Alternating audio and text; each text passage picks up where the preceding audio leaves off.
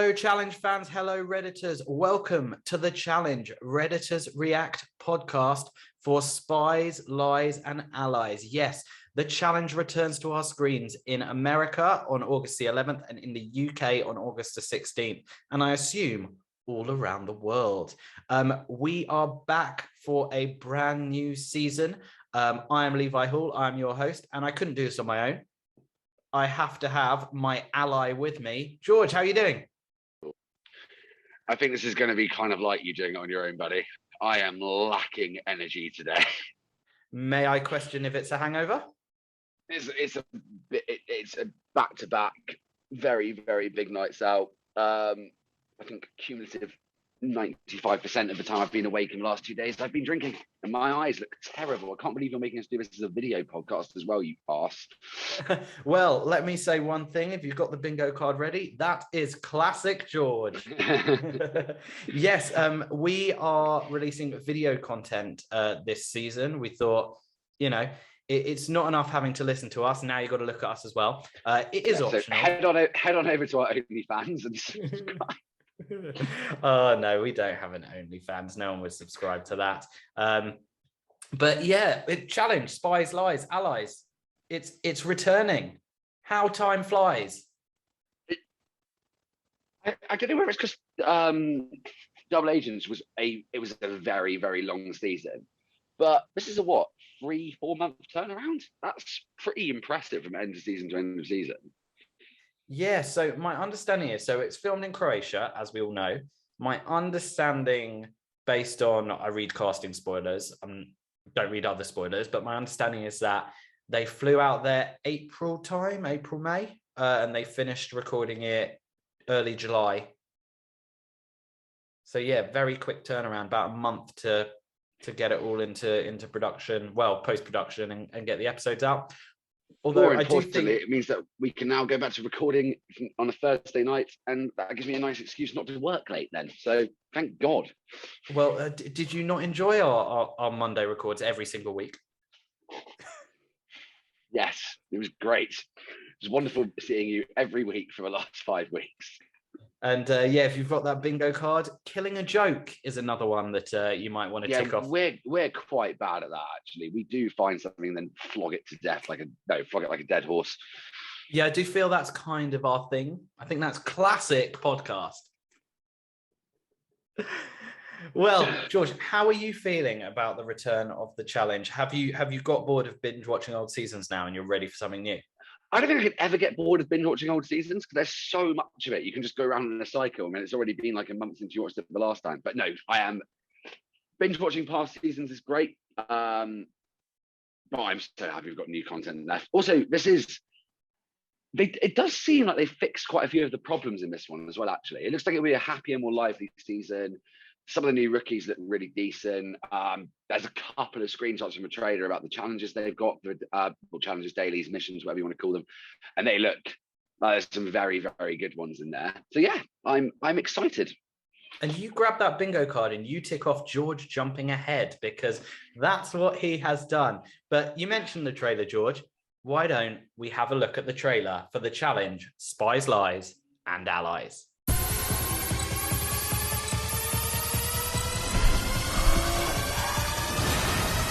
Welcome to the challenge, Spies, Lies, and Allies.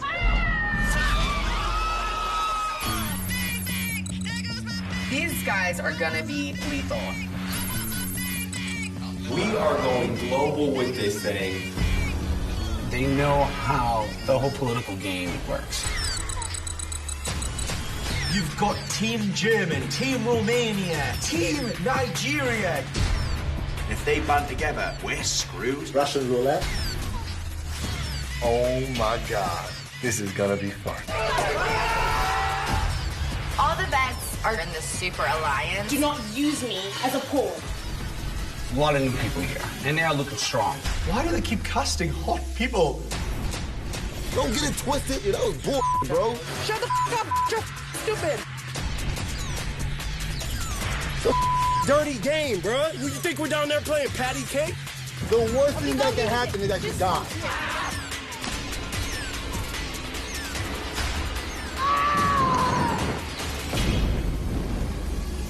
twists keep coming.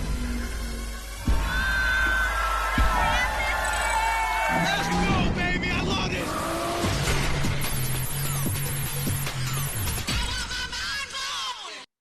Well, what do you think of that trailer? Did it get you pumped? Did it get you excited? Did it get you out this hangover?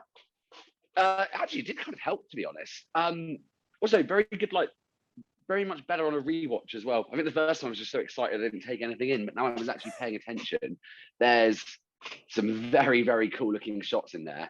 Not enough Devon, I'm going to be honest. Only 1 or 2 shots of Devon. Not okay with that. A lot of Kyle. Very okay with that, obviously. We're doing Redditors React bingo because. Oh yeah, tick those ones off. Not too much Fessy, which is good. I think it's going to be a big part of this season again. Yeah, mate, generally looks like they put a lot of effort into planning this very, very well. I was very disappointed with the trailer. Oh, well, fuck you. Sorry. No, I can't stand negativity at the moment. Levi. I'll tell you for why. Maybe I'm just imagining this, but I swear, like, for the last few seasons, the trailer's been like 3.5 minutes and like proper whet the appetite. A little bit of a booge, eating it all up, num, num, num, num, num. Whereas I felt like this one, it was a little tease. Yeah, isn't it that they usually do, like, the week before the season airs, they do the super trailer? Is that what you're thinking of? Which is like 3-4 minutes, and this is a teaser trailer. You mean as a week before the season airs, as in 6 days from now? Good point. Yeah, we should get maybe they just won't do one, but I do remember that they did 2 for Double Agents, I think. What they will have, by the way, is on Monday they are going to do a special episode. I think it's going to be like that episode 0 from Double Agents. It's going out, I don't know what time it goes out in America, and I don't know if it's on MTV or on the socials, but I do know here in the UK, exclusive information, it is on Monday the 9th at 10 p.m. on MTV UK and Ireland. So UK fans tune in. It'll probably be the first time we're ahead of the Americans as far as airing, and then we go to 5 days behind. But you know, it's better than it's been previously. Yeah. Okay, listen to our How to Grow a Season podcast. Exactly. I've got to say, we broke that information because from what I saw, that hadn't been promoted by any of the UK challengers, and it only got promoted as soon as we put that out, and our Instagram post was part of that story. So in addition to you promoting Paramount Plus, which is CBS with a slightly different shade of blue, you're now actually promoting the full challenge seasons. Levi, moving up in the world. Well done, mate. Yeah, on MTV UK, which is like MTV, but with a different accent. Although I do have to... That was incredibly silly. Yeah, that really tickled me, actually. I do have to give credit because I actually got sent it by Debbie Stone, one of our followers, at Debster1908 on Instagram. So that's the only reason that I knew it. She'd seen it on an advert when she'd been watching MTV. So thank you, Debbie. God, what a great fan base we have. She might be my new favorite ahead of that guy in Nicaragua. Oh, well, you know what? As long as he stays listening, although someone said to me something the other day, they were like, how do you know it's not a VPN? I said, I don't want to believe it's a VPN. Yeah, unconfirmed. We take the data as it's given to us. Let's go for that. Speaking of data. Here we go. It's not really speaking of data. Well, actually, speaking of data, 17 rookies. 17 rookies, 19 rookies. That's a big new pool of cast members. When was the last time, George, that you remember there being the same amount or more rookies than there were vets? War of the Worlds 1. So should we just call this War of the Worlds 3? You said that before we started recording. I was like, that's actually a really good point. Yeah. Should we just refer to this as War of the Worlds 3 from now on? Yeah, just for the bingo. No, people get confused. I'm already confused. But yeah, it looks to be quite interesting. It seems like they are returning to the same kind of theme of the kind of agents with this spies, lies, and allies. They've gone for poetry, not alliteration, which is fine. Spies, lies, and allies. Hope no one cries. Come quick. It's amazing how time flies. And despite what Brian said on the last podcast, hopefully no one dies. Going for the rhyming myself, you seem less than impressed. Which challenger do you think has the nicest spies? Didn't expect you to do one. That was a nice surprise. Good, well done. Thank you very much. I mean, if we were talking about rugby, we could say, who scored the best tries. But we're not talking about rugby because we don't want people to tick off their bingo card too early. Yes. Got to keep the game going for as long as we can. Should we actually start talking? Should we actually start the podcast properly now? Well, I forgot to do the banter segment at the beginning, so we threw in a little bit there. So let's have a chat about this trailer. So the first thing that happens is it zooms in on the coordinates of Croatia. Now that was already confirmed because they put out that Instagram post from TJ a while back. Apparently, it's the hardest challenge that's ever happened. Not heard that before. Believe that when I see it. But yeah, it does look like they're sticking with the kind of agents theme. I don't think they're going for a double agents. What's your guess on this? I'm thinking kind of vendettas where some challenges are individuals, some are pairs, some are groups, some are teams. I actually really, really liked that format. However, we've just had a pair season though. The only thing I'm thinking, I think you told me that just before we started recording, it's the same number of USA people as it is number of international people. Yes, Do we get pairs with US and international? And the US will be international pick. We've got 15 vets and we've got 19 rookies. But of those 15 vets, Kyle, Big T, and Nam are not American. And then there he is, yawning. And then of the 19 rookies, 5 of them are American. So you do 15 minus 3, you get 12. You do 19 minus 5, you get 14. Add that 5 to the 12, 17. Add that 3 to the 14, 17. So we have got 17 international and 17 Americans. That was the longest explanation for something that I just said. Well, I'd like to segue it in. So you thinking American and non-American pairs? I think that could be where they go with it. I think that would also be very interesting. Well, if that is the case, from what I can see in the trailer, on top of the car, you do have Amanda and Kyle. Oh, that's a good team. That's the team I always want to go for drinks with. Do you know what? Can we actually talk when I've recovered? Can we talk about Amanda? Because I am so glad she's back. Yes, me too. One, she's actually gone up in my estimation since Devin said she was like one of his favorite cast members. Because, just agree with Devin about everything. 100%. And I read a ridiculous stat. She's won 45% of the last 9 dailies she's done. So 4 of the last 9, or whatever you want to call it. It's a much easier way of saying that. But I know we're not really here we don't like the drama as much as the other elements of the show, but she'll create a more interesting political side of the house. The interesting thing though is this season, the main thing about Amanda is that all the big time vets hate her. Yeah. Yeah. She gets whereas I don't think all of these new schools really hate her. No, I don't think. If you look at who she classes with, none of her big enemies are on this season. Bananas, Cara. Zach, Bananas, Cara, I'd say her big three. Jenna. Jenna as well. None of them are there. And I think we know she gets on well with Devin. I don't know. She's really close with Nelson. Remember, they were a pair of rivals. Didn't see any problems between her and Kyle on Final Reckoning. No, I don't think so. I actually started rewatching some Final Reckoning the other day because we talked about it on the podcast. Still don't understand it. It's a much better season on a rewatch than it is when what I imagine it was live. But yeah, I think she'll make things a lot more interesting. I kind of wish she was on last season, because watching her go up against the Big Brother Alliance would be very, very funny. I think it'll be interesting as well to see what it does to Ashley, because she's always been Ashley's number one. And Ashley seemed a bit lost last season. Yeah, I don't know whether...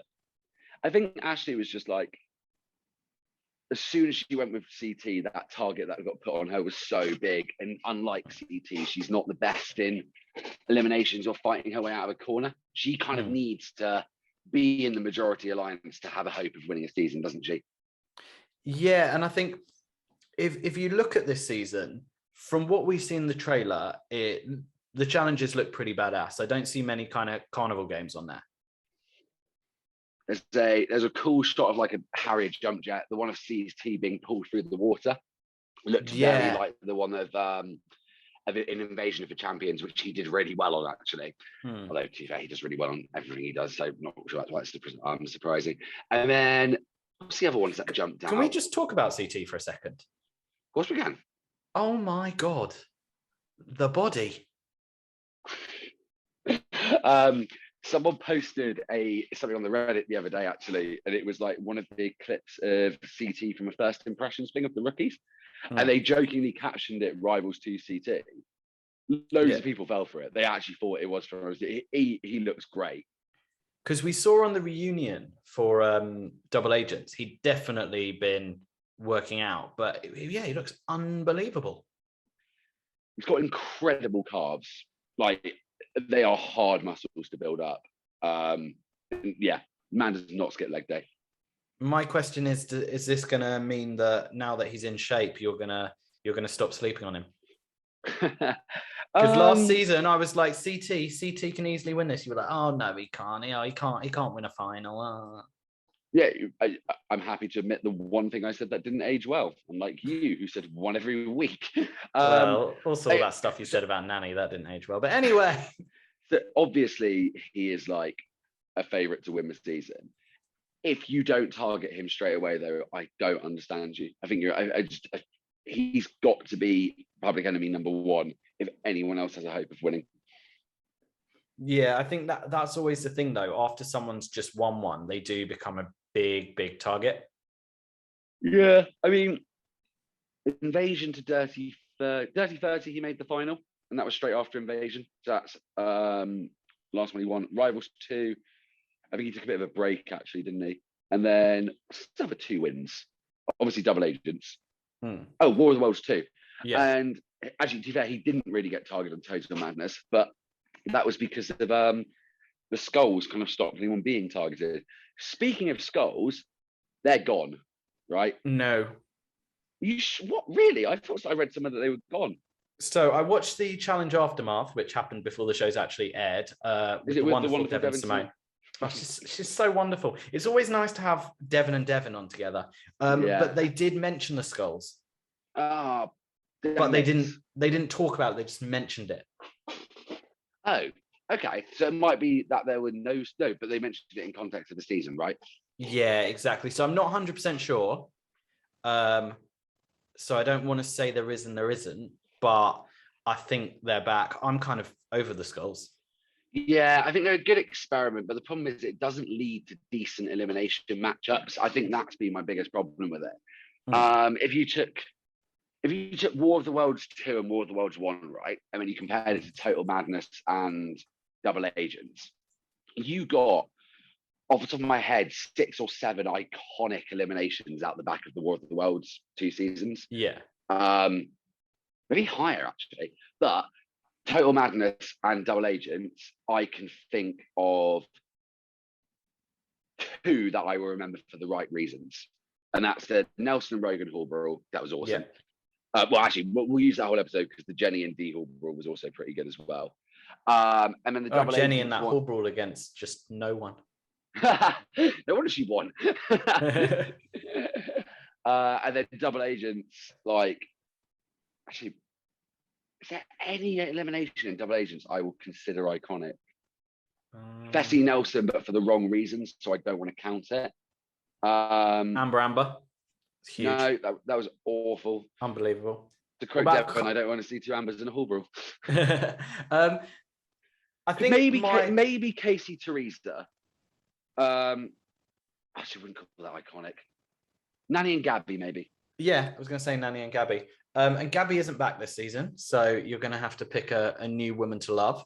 But the one thing that I've got to say was my favorite line of the whole trailer, and it was classic Nelson, is he just goes, the worst thing that's going to happen is you're going to die. Yeah. Good old Nelly T. Which is kind of the worst, thing that can happen in any situation, really. It's very true. It's very true. And you know, we've got accidentally forget to do up my flyers and my woody falls out in public, and then dying. That's the two worst things that can happen to you in any situation. I feel like the first one has happened to you a number of times. Moving on. So you know, the trailer explains to us we've got 17 US competitors, 17 competitors from around the world. And, you know, we see when they talk about the 17 US competitors, they do kind of close-ups of Nelly T looking like Tom Cruise from Top Gun, of Ashley, of Corey pumping his chest. Then when they mention the challengers from around the world, guess who the first one is that we see? Kyle. Yes, he is. Then we see one of the new German challengers. I can't quite see the name of the helmet, but I can see the flag. And then we see Big T. And yeah, it seems like they're really going though. Yeah. Sorry. No, I was going to say, it seems like they're really kind of going for Big T. Like they want her to be a face. Yes. Which I'm fine with, because some of her moments last season, right, like the bit of training Tori and Anissa, some of her club scenes were great, genuinely is very funny, and I enjoyed her like strategic gameplay. But someone I think it was on the unpopular opinion thread on the Reddit, which by the way is a brilliant thing that happens every week. They're a bit sick of Big T's, like, oh well, she tried. So oh yeah, I think she has to do something this season. Yeah, I hope she's been. She doesn't need to win to become the face, like, but her starting to perform at a higher level in Daly's missions needs to happen. I think that whole she tried, she's adorable, the whole babying thing, she needs to start moving away from that. And if she has this arc which goes from being one of the few like normal people on the challenge who then becomes a great competitor, it's very similar to the Cara arc, but with Big T being way more likable, and that's gold for MTV to have. And speaking of likable, we finally hear some words from the most likable man in the world. It's Nam. He's in the bedroom. He's talking to Garbo, who is one of the new challengers. Might be pronounced Gabbo, who knows? We'll find out on August the 11th or August 16th here in the UK. And he says, you know, it's like Russian roulette. Well done, Nam, but Garbo's Bulgarian. But it's lovely to see him back, see that beautiful face. Yeah. I also, okay, so he's another one who's like, you got this kind of reputation of being like a physical beast without really doing much. And your entire personality is like, you're just a lovely bloke. I'd quite like to see him do some more stuff this season as well, actually. Otherwise, I don't think he's getting called back or referred. What I don't want to happen, though, is I don't want to see him get injured, because we know that he is quite fragile. And, you know, we don't want to see another injury from him. Do we know how bad his back injury ended up being? Probably not bad enough, because he came on the next season. Yeah, well, no, because Leroy... Dude, you are so out of frame, I can barely see your face. Sorry, I'm very fidgety today. Leroy did his back in and then struggled to come back to be like the physical level he was before that. So yeah, there could be some follow-on stuff from Nam's injury. I hope not. I hope he does really well. I really like him. And I think, do you know what's going to help? I think the fact that we've got a couple of Germans in the rookie pool is going to help as well, because it's going to help him kind of blood in with people with the whole language barrier thing. And speaking of language, George, what's your love language? Because I have no idea what you're getting at. Because according to the trailer, it looks like Nani's is Casey all over again. Have you seen all the drama between Casey and her ex that's showing up on the Reddit? No. Oh, apparently Casey and Nani have basically been dating since Total Madness, like emotionally cheating. And but we didn't see them like even talk to each other on Double Agents. No, we didn't, which I found quite interesting. I wonder if they made like a conscious decision to Sounds like that's the police coming to get you from your behaviour last night. Thank God, get me out my misery. To be fair, the worst thing that can happen is I die. Like, so what's the problem?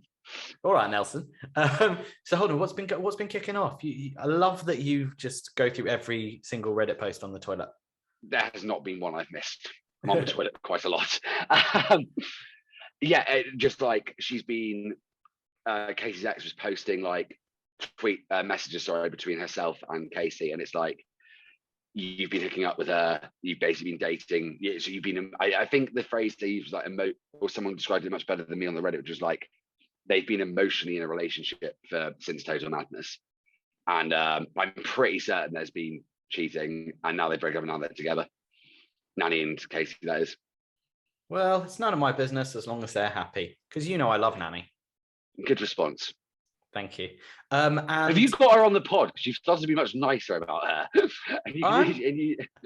I just want you to be nicer about her, George, because just the things that you said about her last season, and she's not the only one that you said very horrible things about, because Fessy seems to be getting down and dirty with someone as well in the trailer. Now, I was trying to work it out. It's either based on the hair, Amanda or Bettina. I'm pretty certain it's Amanda. Bettina has the same hair as Amanda. And we see no face. Someone on the Reddit found a screen grab from like 2 years ago where Amanda was basically like hitting on Fessy on Twitter or something. You're better than we have the best subreddit for the challenge. The effort that some people put into finding stuff is amazing.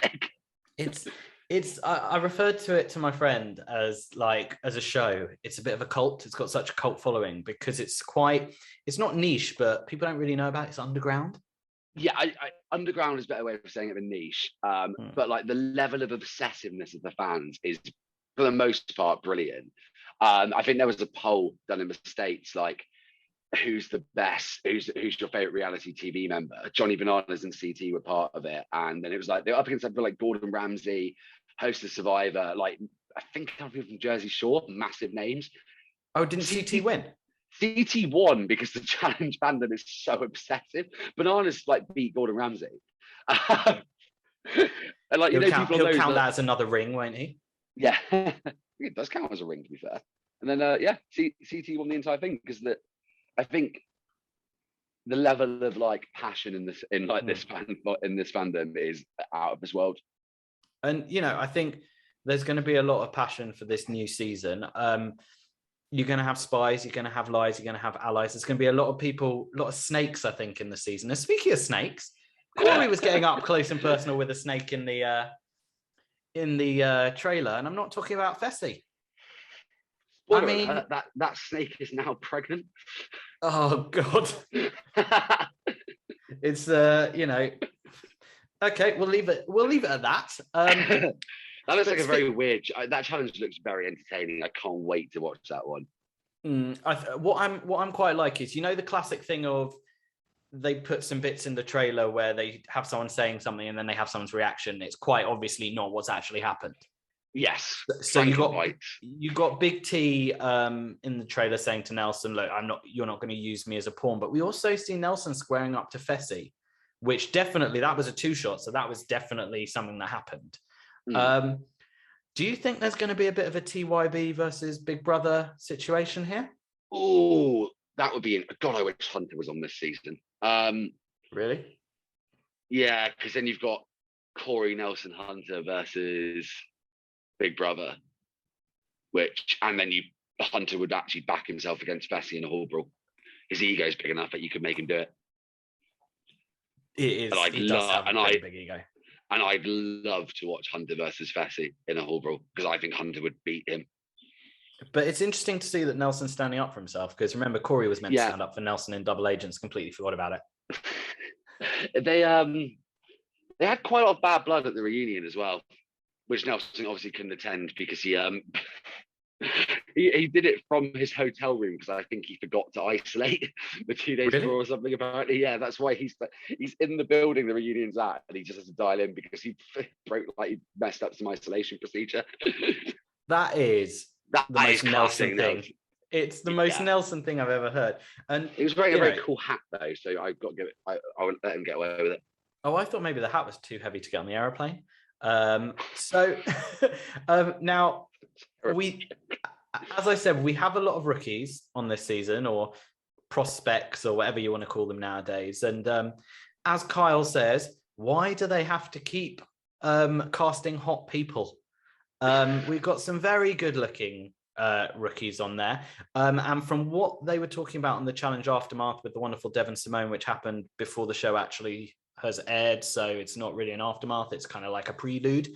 There is a lot of hooking up this season. Your favorite, George, you love the hookups. Yeah, fascinated. Yeah, we don't want to see, but the thing is, we don't want to see heartbreak, but there are injuries we are going to see. There's blood being spilled. Looks like Anissa's being put in a sling, which probably means Anissa isn't making a final for the 19th season in a row. Oh no, I put money on her to make the final this time. Is that true? No, it's not. No. And Corey, if I wanted to waste money, I'd throw it up. And Corey again. Yeah, no, I was going to say Corey again, completely forgetting which season it's on, telling Josh it's a dirty game. That scene actually looked really interesting because I think there's a shot earlier in the trailer which is like very reminiscent of the War of the Worlds 2 challenge where they chuck. Basically, I was going to say, yeah, the one where Zach and Wes work together, or however it happened. I love that one. That was War of the Worlds 1, but was very, very good. Oh, War of the Worlds 2, yeah, the rugby one that the Brits won. Yeah, that Kaylee fucking won for the Brits. Okay, Kaylee didn't win. She did. She got the ball across the line. She did. That doesn't count as winning it. She just let everyone else fight for her, and she. But she was quite quick in that. But yeah, I think this scene with Josh and Corey arguing is basically after a replay of that, and I'm happy with that because that's the kind of challenge you can build an entire episode around. So overall, in the last one, I think you told me it was like 40 minutes of the episode was the actual challenge. Yes, and there was great commentary. Thank you for your commitment. I think you were counting it during. 1 Mississippi, 2 Mississippi, 3 Mississippi. Damn it, Nelson did something stupid and I lost count again. But yeah, so I'm very, very looking forward to that one. I'm hoping for a few episodes like that this season because there were some very good ones in Double Agents like that. And on top of that, we have also got challenges on the ground, we got challenges in the air, we've got challenges under the water. How cool is that mini jet ski thing? The underwater mini jet ski. Yeah. Do you think that's going to be basically very similar to the one in Vendettas where they had to swim between 2 boats with air tanks and see who could get the furthest? No, because didn't they have to pull themselves along?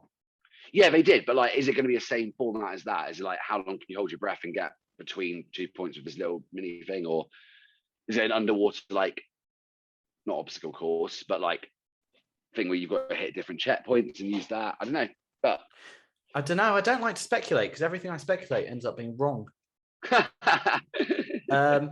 But I think there is one thing we can speculate on because we've all been given the cast list. There's a certain champion that's not on there. But then in the trailer, Amber is here. She's back. I do like the fact that it's like you hear a cast member when your eyes going, oh, the champ's in the house or something. Yeah, it's an interesting one because I think we talked last season when Jenny and Bananas weren't on. I know you had your theory about Bananas, which was he didn't want to take away from Leroy's last season, but Jenny was Brian's. Brian's theory. Yeah. But you know, we all know it's common knowledge. She said it on, in interviews. Jenny was asked back on Double Agents as an alternate and chose not to take it because it basically would have meant she'd have been locked up in a hotel room for potentially 3 months because of COVID. But given that a load of women ended up getting medically DQ'd or whatever, she probably would have got on. But it's weird because based on the cast list, Amber's not on. We see her make an appearance in the trailer, which probably means she was an alternate. Why are they not bringing the female champions back as a first choice? That's how it should be. You win it, your first choice. First off, what an entrance. Just straight out of a Lamborghini, looking fantastic and like very, very happy as well. I was like, oh, that's nice to see. But we've discussed this quite a bit. I don't get it. Like, I also have a theory if Jenny keeps coming. I think the problem is if Jenny keeps coming back, Jenny is winning every. I just don't see how people. Do you think Jenny. That's the problem? That's why they won't bring her back. I think so. It's not like she didn't add drama or other stuff as well. She had genuine face for the challenge potential. I think with Amber, I don't know. Bring the champs back. Always. I completely agree. And like you said, it was really nice to see her get out of the car and just have that beaming smile on her face. She just seemed really happy to be there. Now, we've both read Alan Aguirre's breakdown of the trailer, and he's done a really fantastic thing where he's talked about who's the most prominent in the trailer, and male, Nelly T, and female, Ashley. Yeah. Is that telling us anything? I'd say Nelson is now probably, I don't know if that's, again, it's very hard to read into that stuff. I mean, those two will always give you good moments. So maybe that's why they've just got the highest rate of good moments in the show that the trailer wants to show off on. I don't think you can really read much into that, to be honest, buddy. Well, what we can read into is the returning vets. So let's find out who they think are the biggest threats, the best allies, and the biggest layups. And then let's discuss the vets who are returning for the challenge, Spies, Lies, and Allies. I feel like I was seen as a threat until TJ brought in all the titans of the planet. I don't even think we're the same breed. All of them are like double the size of me. Like they were carved by the gods and just sent down to f*** with me. I'm in a really bad place. Last season, I did plot against Tori, so I would not be surprised if she wants revenge on me. So I feel like she's my biggest threat, and she's such a strong opponent. I have so much PTSD from the rookies last season that I genuinely think that the rookies are such a threat. Like, now I'm terrified of them. There's no one that's really gunning for me, and I think that they're smart to do that because I'm at my strongest in the beginning of the season before I've had 700 beers. As time moves on, I become more disinterested and drunker. I think I'm off the radar until I've had at least 500 cans. As of now, I would have to say my biggest threat would have to be Michaela from Survivor. Shh. I haven't seen her season, but I hear that she's, very smart. There's one person that I consider my biggest threat. I know he is somebody that everyone always sleeps on, is CT, the legend himself. He beat me last season, and it's my turn to turn around on him, and hopefully I can get a W. Or hopefully CT can stay home. Let me get one of these. It's tough to say who your biggest threat is. Everyone's a threat, if you think about it. I mean, who's the biggest threat? How do you even, that's like saying, how big's the sky? I mean, I guess everyone could potentially be a threat. My biggest ally in this game is definitely Casey. She and I have worked together on every season we've ever done together. And this season, we're coming in together. My biggest ally in this game is Kyle, no doubt. We absolutely stole the show on Double Agents, and we intend to do the same thing. And I think a lot of people saw that and they realized picking a fight with those two isn't really something you're gonna win, because we're just gonna make fun of you and then you're gonna become viral for all the wrong reasons. Carl and Davin are definitely my biggest allies coming into the games. These boys are like my brothers, they're like my family, and that's a strong alliance there. Biggest allies, myself, always will be. I don't like that term layup. I really don't like using the term layup at all. For me to call anybody a layup when I feel like everybody has their strengths, everybody has their weaknesses. It's not fair for me to look at anybody and call them a layup when I've been called that myself. I've always seen Nani as a layup, to be honest. She's never been particularly good at eliminations. I think she's only made it to a couple finals in 11 or 12 seasons. So I think the girls are looking at her like, if I need a skull, that's who I want to go against. And if she gets one, let's take her to the final because we know we're going to beat her. Can we even use the term layup anymore? I feel like somehow I'll get canceled if I call somebody a layup. I might offend somebody. the NBA. Who knows? So we've got a lot of the returning cast members are from last season. So I think there's going to be a lot of carryover from last season. Who's the biggest layup, George? Are we allowed to use that term? Well, Who's your biggest layup, Levi? Well, I mean, God, it's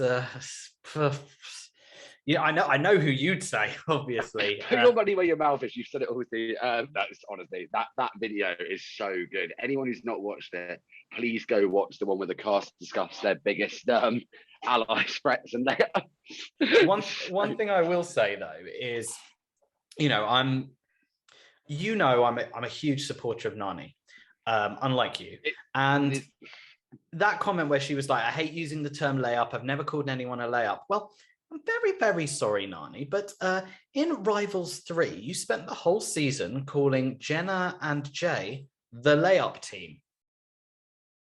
Isn't that Exodus 2? Whatever, they're all the same to me, the ones where they're paired up. But you know what I mean. If we ever do a challenge quiz, I'm destroying you. Oh, 100%. 100%. Yeah, no, you're right, she does. I couldn't remember that exact quote, but it's... I couldn't remember the exact season. Yeah.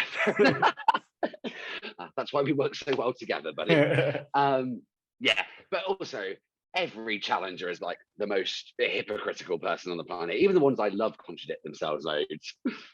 And speaking of challenges we love, I loved the opening on that video from Kyle. Like, I thought I was a threat until I saw everyone PJ keeps casting who are just the gods of the world. Yeah, where he could casting all these titans from around the globe.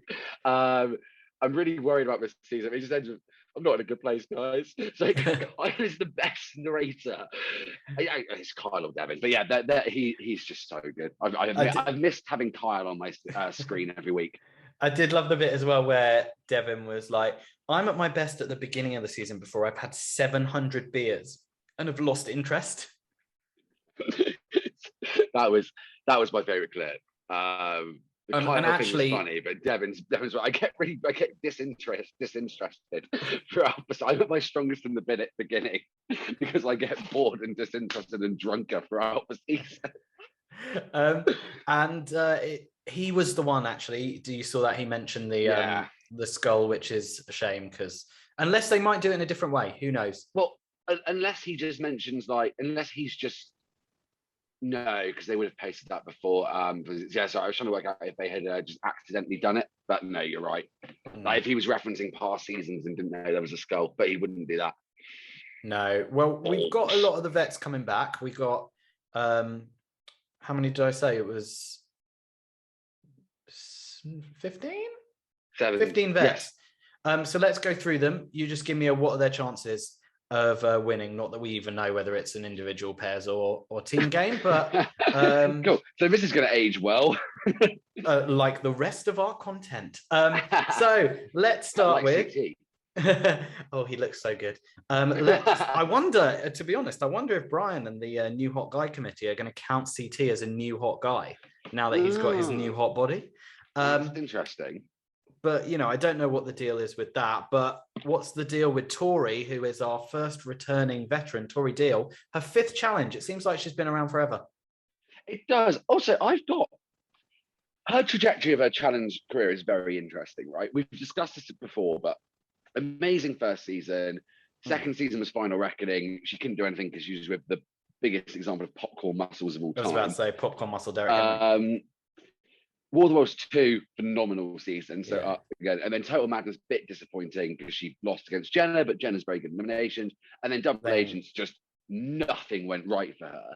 So I think she'll be a lot more dangerous this season. Well, maybe she's here for a fresh new start with her fresh new face. Yeah, that picture of her is not good. Do you know what? I don't know if she's had any work done, and it's completely her choice. But I thought she was absolutely gorgeous beforehand. So, yeah, definitely. So you think this is going to be a good one for her? I think this is going to be a good one for her because I think she's had so many areas of her game be exposed for weaknesses. she seems like the kind of person who would remember that and work on it and learn from it. So she's probably going to be a lot. I think she'll be a lot quieter this season, not try and draw attention to herself. And I think she's probably going to go quite far. I think potential final for Tori. Potential final. What about your best mate, Nanny? 11th challenge for Nanny. Still not won one. I think Nanny's a layup. So what was that, George? I think Nanny's a layup. Oh, people said it was me that said horrible things about her. We record every episode. We've got loads of evidence. Stop lying. She's probably going to have quite a lot of numbers in her alliance because of Casey.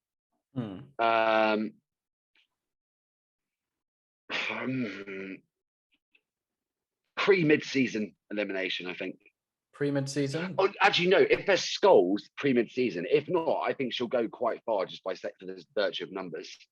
Okay, and from one layup to another, 15th challenge, Anissa. Sorry. Well, it looks 15th like she and hopefully final challenge, I'll say. I think, well, we've seen in the trailer that she's having her arm strapped up, so I assume that she goes out early with an injury. But I was always going to say I hope so, but then no, you don't ever wish an injury on someone. But she, man, I just don't know. I don't really care. Can you just clip the comments from the previous episode last season and put it in so I have to talk about her? Yeah, why not? The Jekyll and Hyde of the challenge, and I say that in the sense of she'll either win and get to a final, or she'll go out very early, or she'll go out 2-3 times in one season. Millionaire Mitchell. I think she might do quite well this season because she's due a good one. just by the standard pattern, yes, she should get to a final. Yeah, I think she will too. I think that there's probably going to be quite a lot of. I think this is going to be basically a very, very noisy season. There's a lot of new faces. There's a lot of there's still some quite big vets, but Ashley's doing quite badly last season. Has probably reduced her reputation a bit, so maybe she gets a bit. I think she gets a bit further. I don't think she's getting another final though.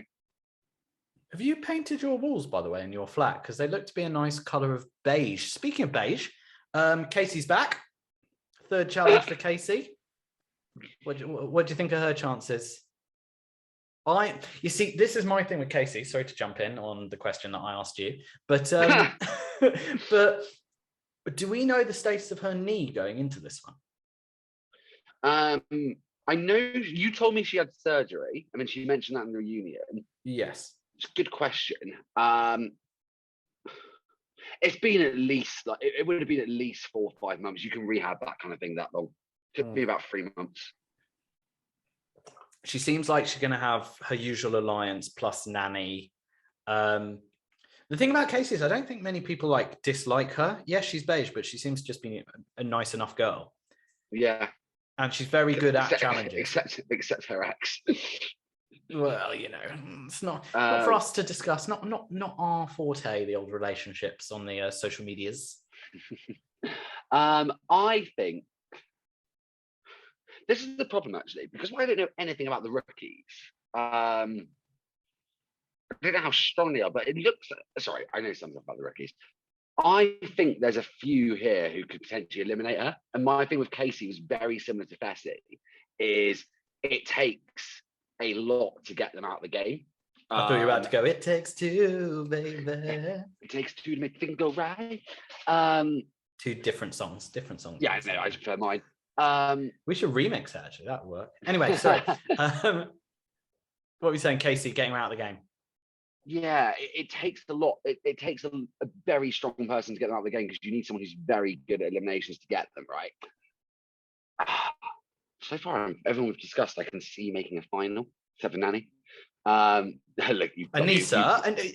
Anissa as well. Come on. Anissa's not getting close. Let's stick to form here, George, please. Let's stick to form. Yeah, so if you were going to put money on it, right, the favourite odds is for Casey to make another final because she's just very, very good at the game, isn't she? And there's a girl that is returning who for her 6th challenge who has yet to make a final, but I think could have won a final if things had gone differently on Invasion. Amanda Garcia is back. Yes, I love her. Excited. Same. See, this is another interesting one because we said earlier she's a lot piss of her... off.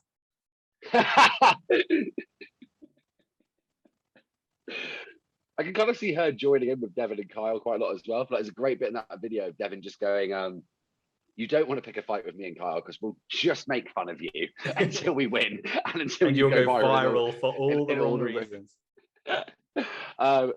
And I can imagine, like, if you get the fun side of Amanda in that as well, that would be like, that's Kyle and Devin's nuclear option. It's like, we've annoyed them quite a lot. Amanda, finish him. I think. You've got a speech impediment, bitch. Oh, God, Camilla was an awful person. I can see her making a final, to be fair. She needs to stay out of elimination, though. That's her problem. She's so little. She's little. Well, she might go out to someone who's quite big. Big T. Fourth challenge. Fourth in a row. It was also quite little. I think this is a make or break season for Big T as far as the competition side. I think I don't really have much to add to what I said earlier. I mean, she's had. I enjoyed a lot of her strategy stuff last season. She needs to now. She needs to put some work in the off season, come back stronger, and start winning dailies and doing better in endurance challenges. I don't want the whole well done for trying, you're so cute kind of language again. That will piss me off this season if it carries on, I think. And from one T to another, Big T to Nelly T. Now, this is a man who I think he's desperate to win the challenge. Him and Corey both are. Yeah. Now, he's sacrificed himself for Corey before. He's been the sacrificial lamb for the kind of stand-in for Hunter TYB member, Fessy, who obviously is no longer a TYB member. We've seen in the trailer, Nelson and Fessy kind of clashing heads. What do you think for Nelson? They've been, sorry, not COVID, just a little cough. They've been using him a lot in the trailer. He's on the billboard on Times Square. They used him on the Aftermath show. Is he the next face of the challenge? Is he getting winner's edit? Too early to tell. There are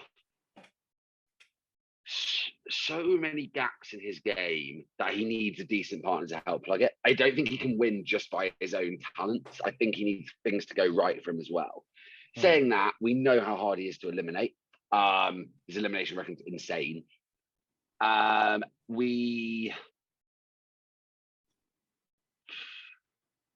don't know with Nelson. I think he'll get eliminated, but I think he'll have a very, very prominent season and make it quite far.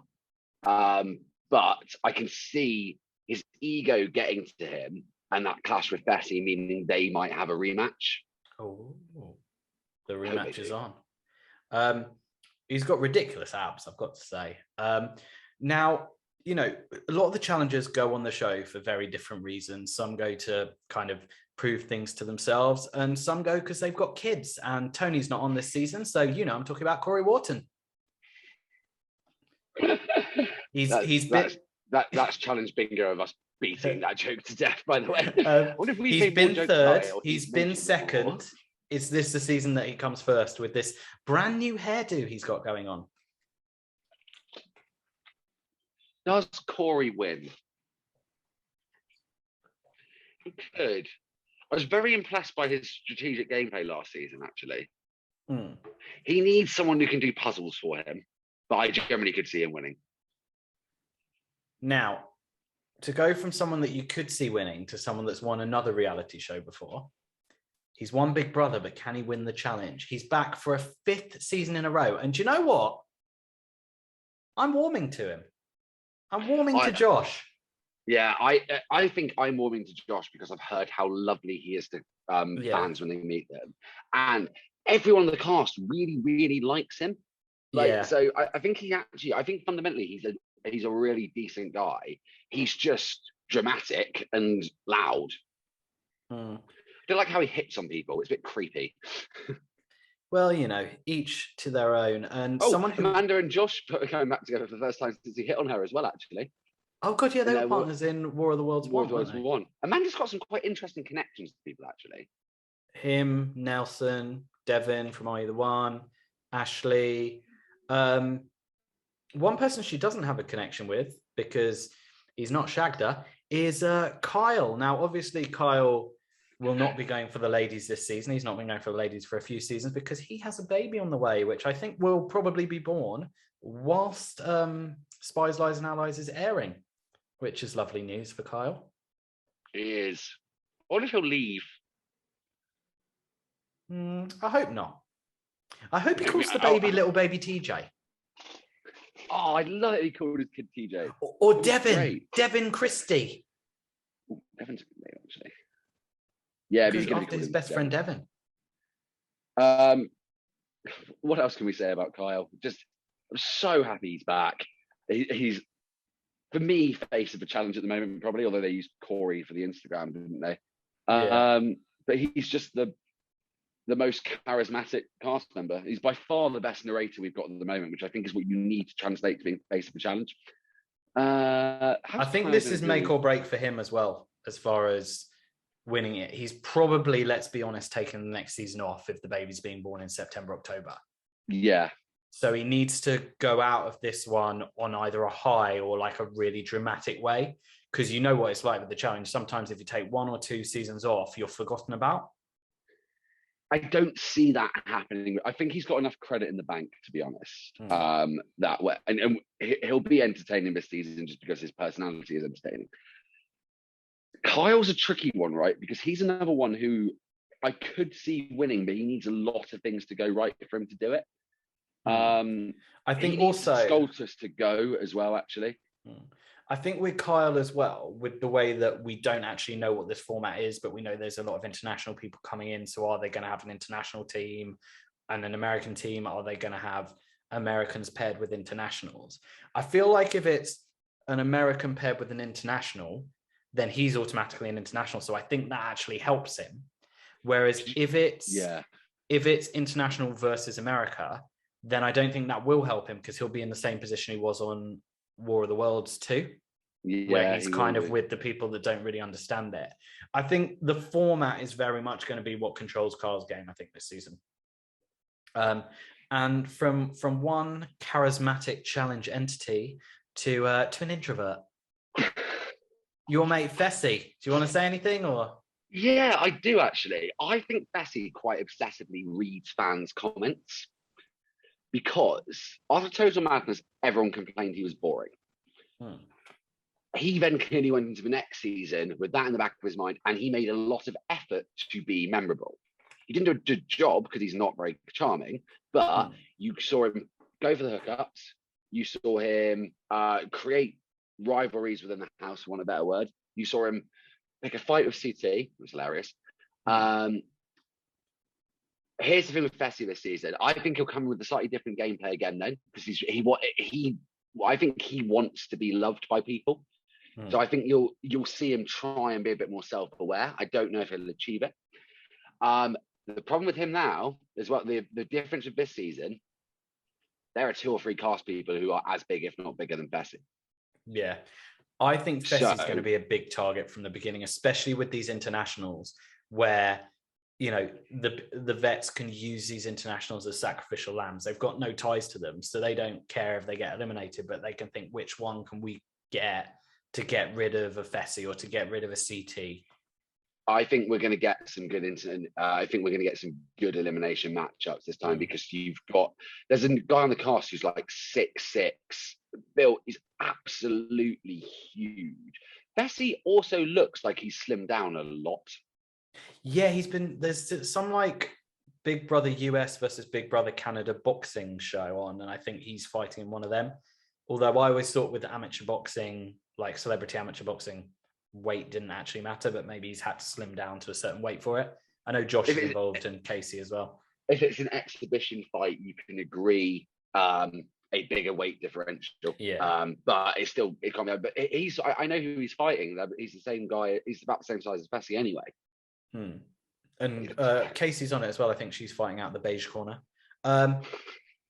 You know, and going from someone that's desperate to be a challenge champ but has failed miserably 2 seasons in a row to the man, CT, the new CT,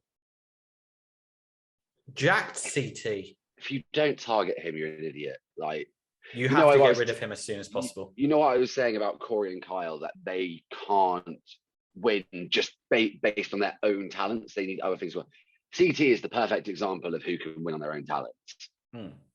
He doesn't need things to go right for him. He just needs people to like leave him alone. Yeah, I think someone that kind of does need things to go right for him. You know, he'll make a lot of his own luck as far as moves in the game, but when it comes to the final, he needs a certain type of final. It's our mate Dev. Yeah, I've got high hopes for him this season. I genuinely do. I think he's so self-aware, right? I think he knows he's there not to be he's not like going on. Yes, it'd be nice for him to win, but he knows that he's on there to be entertaining and drink 700 beers apparently. Let's just hopefully after he's drunk 700 beers, he's still interested. Still be interested, Devon. We want you in the final. We want you to win it. Devon makes more impact in 3 episodes than some people on this cast will make across an entire season. Oh, he makes more impact in 3 minutes than some people in the cast make in a whole season. I make quite a lot of impact in 3 minutes. Anyway, someone who we're hoping makes an impact this season, because I think we had high hopes for him last season. But, you know, he had the back injury because he was quite fragile. He's not quite the new hot guy yet, but can he take it home this season? Can he bring the title back to Germany? Nam. Do you think he understands the game yet? No, I think he'll just be happy there's a couple more German people there. Yeah. I don't see him winning. I think he'll get a couple of daily wins, though. Mm-hmm. I can see that. I can see him doing quite well, and I can see him using that experience quite well. I think he'll have a good but not standout season. It's fair enough. That's fair enough. You know, but I think he needs to have a standout season from a personality aspect to come back. I think this again is a make or break for him. Agreed. But you know, that's our 15 vets, but we've got 19 rookies. Now, let's be honest, George, you don't watch Survivor. Nope. You don't watch Warsaw Shore. I didn't even know it was a thing. I didn't know Warsaw had a shoreline. And let's be honest, I'm pretty sure that you've never watched 12 Dates of Christmas. Wait, that's a show? That is a show that we have a rookie from this season. And based on that, I'm guessing that you spent your Christmas watching The Grinch and not 12 Dates of Christmas. Sorry, I don't believe you. Well, I can give you the name. 12 Days of Christmas. It is no, mate. Apparently, it's a movie starring Amy Smart. Yeah, I don't think it's a reality TV show. No, there was also a reality TV show that came off the name of the movie. Oh my god, it's on HBO. It's not badly rated. Okay, but fair enough. But also, I'm pretty sure that was really bad content for the listeners while I just sat here googling stuff. Well, what else don't you watch? You don't watch Paradise Hotel Sweden. You don't watch Big Brother Nigeria. You don't watch Love Island USA. But do you know who we know, George? That probably watches all of that. Watches every reality show under the sun. Oh, friend of the show, Lauren. Friend of the show, Lauren. So I know you've got a lot of work to do. So I'm going to let you head off, get your work done. And I'm going to go check in with our friends of the show, Lauren and Brian. We've got to have him back because he brings that lovely American twang to our British podcast. So I'm going to check in with them, see what they think about the rookies, and then come back to you and we'll round this podcast off. But in the meantime, let's find out a little more about the rookies. I won Survivor. I have skinny dipped in every ocean, essentially. I still work a 9-to-5 job, even though I won $1 million. I am resilient. I am bold. I'm stronger than I look. I'm confident, but in the same time, I'm damn humble. I am a hard worker. Yeah, a go-getter. and I might look bad, but I'm a good guy. I like to play chess. I come from a small town. I'm a country boy at heart. I'm a competitive person. You know, I grew up playing football. I love the contact sports. I do boxing and jiu-jitsu just to protect myself. I don't like to hit people. Both of my brothers, they played football, so, you know, I came up as well. I'm the youngest of 5, and I like to ride horses, man. Like I said, I'm a country boy at heart.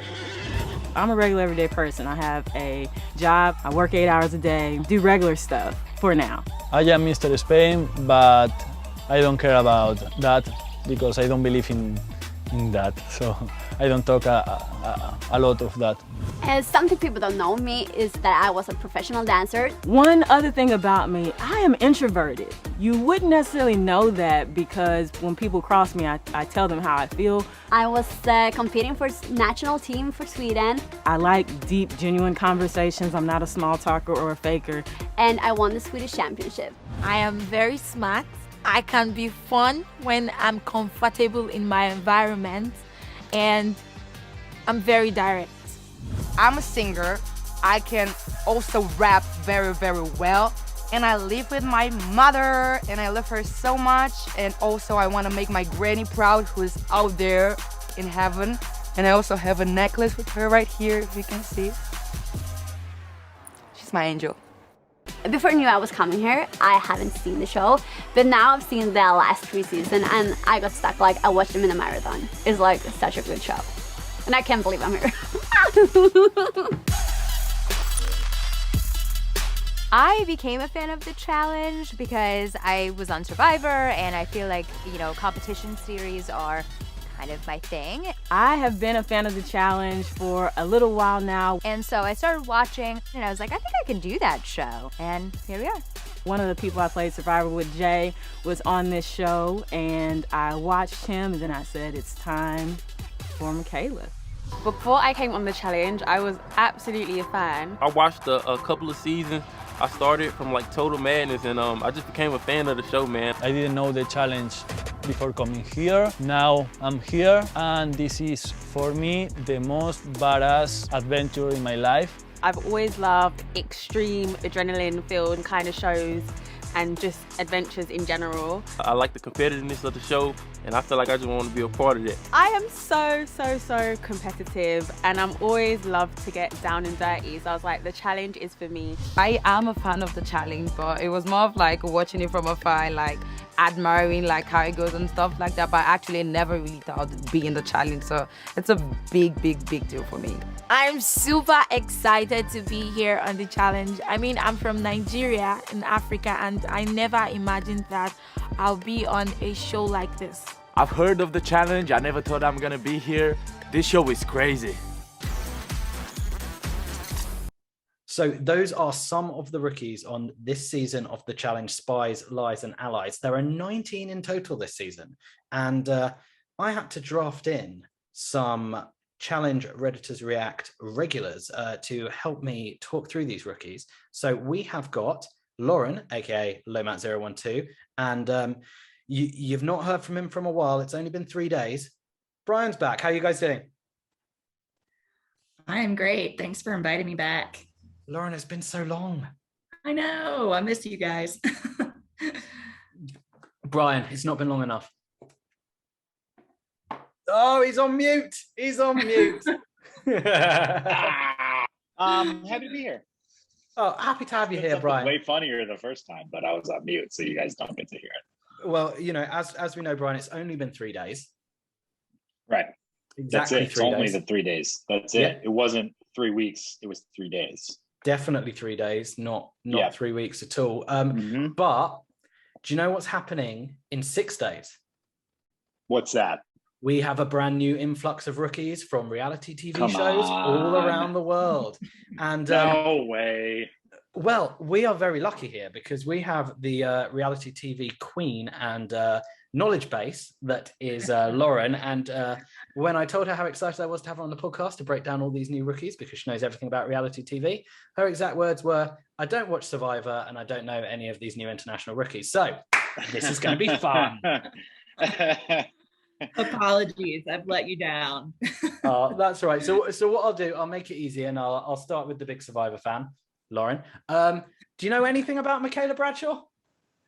You know, the one thing, she had some sort of rivalry with Jay on their Survivor season. I feel like I maybe read about that on Reddit a few times. Something went awry with the voting. So I'm sort of sad not to see Jay casted alongside her. I've seen this clip. Yeah. Yeah. I haven't seen this clip. What happened? He Jay, some sort he, of like, line masterminded the something. vote.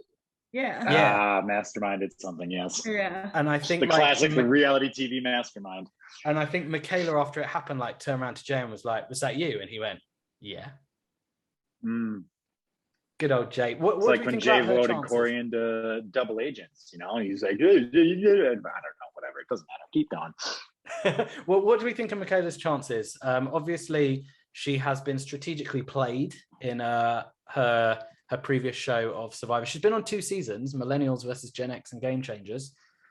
From what I've heard, she's not particularly interesting. None of us watch Survivor, so this is going to be a very quick little segue. Yeah, I think in general, Survivor probably does set up well to the challenge because there is strategy and they're also put into, you know, adverse conditions. So I feel like anyone from Survivor should do well. Brian? I mean, based on just her cast picture, which is really all I can go off of. I mean, she looks like a pretty confident person. I like the leather look that she's got going on. That's a strong take on a shirt. So I mean, I'm interested in that. If she's got more bold shirt choices coming our way, I'm all for it. Good, very insightful. And from one survivor, to another, she was the winner of, I'm going to absolutely butcher this pronunciation, the winner of Survivor Kaorong.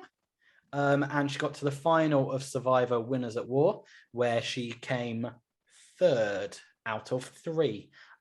Michelle Fitzgerald, well, she's a Survivor winner, so surely she should be quite good at the strategy. Although if I remember correctly, because I did watch Winners at War, her big thing was, I need to prove to these people that I deserve to actually win my season. So I don't know, what do we know about her, Lauren? And I'm hoping the answer is not nothing. I'm sorry, not a ton. From her intro video, it could have been her voice, but something about her reminded me of Laurel. Oh, her way of speaking and, you know, her confidence, that's who I immediately thought of. So if that's an indication, I think she should be great. I think if we're going based off of winners from other shows, she should do well. You know, thinking about Turbo, who I think won Survivor before he came on the challenge, and then Casey, who won Big Brother, has made it to every final of every season she's been on. So just based off that, I feel like Michelle should be somebody to watch out for. Josh, who won Big Brother, is on the challenge. Brian? I mean, she's got a lot of length. She'd be really good, like, perimeter defender as far as like a basketball team goes. I don't know about her lateral quickness or anything like that. But she seems feisty. She seems like she's here to party a little bit, which I'm into. So I'm looking forward. I think I'm looking forward to her quite a bit, TBH. That's to be honest. I think she is very, very pretty. Just a little bit of Levi insight there. And as you were mentioning, that she reminds you a bit of Laurel, could be the perfectly symmetrical face. Yeah, and the pretty blue eyes. Yeah, and just she looks like she's got that sternness, but can still let loose. Yeah, agree. That's also very Laurel-like to me. Also got like 4 necklaces on in her cast picture. So, I mean, as far as accessory wise, she's killing it. Also 4 rings, it looks like, too. Yeah, no, her jewelry is on point. And what's great, Brian, is just having you here just to break down the fashion, which I'm going to ask you about here, because we've got Tasha from Big Brother Nigeria. She's got a wonderful coat on in her cast photo. Now, I'll be honest, I've never seen Big Brother Nigeria, but I do know that of the 2 rookies that we've got from Big Brother Nigeria this season, from what I've read on the Reddit, one of them got kicked out very early on for beating someone up, but I don't know who it is. She looks like she means business in her cast photo.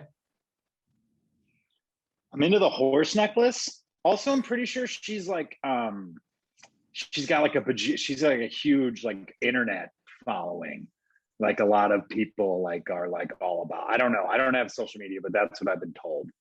I think they're like Tasha's team Tasha or something like that.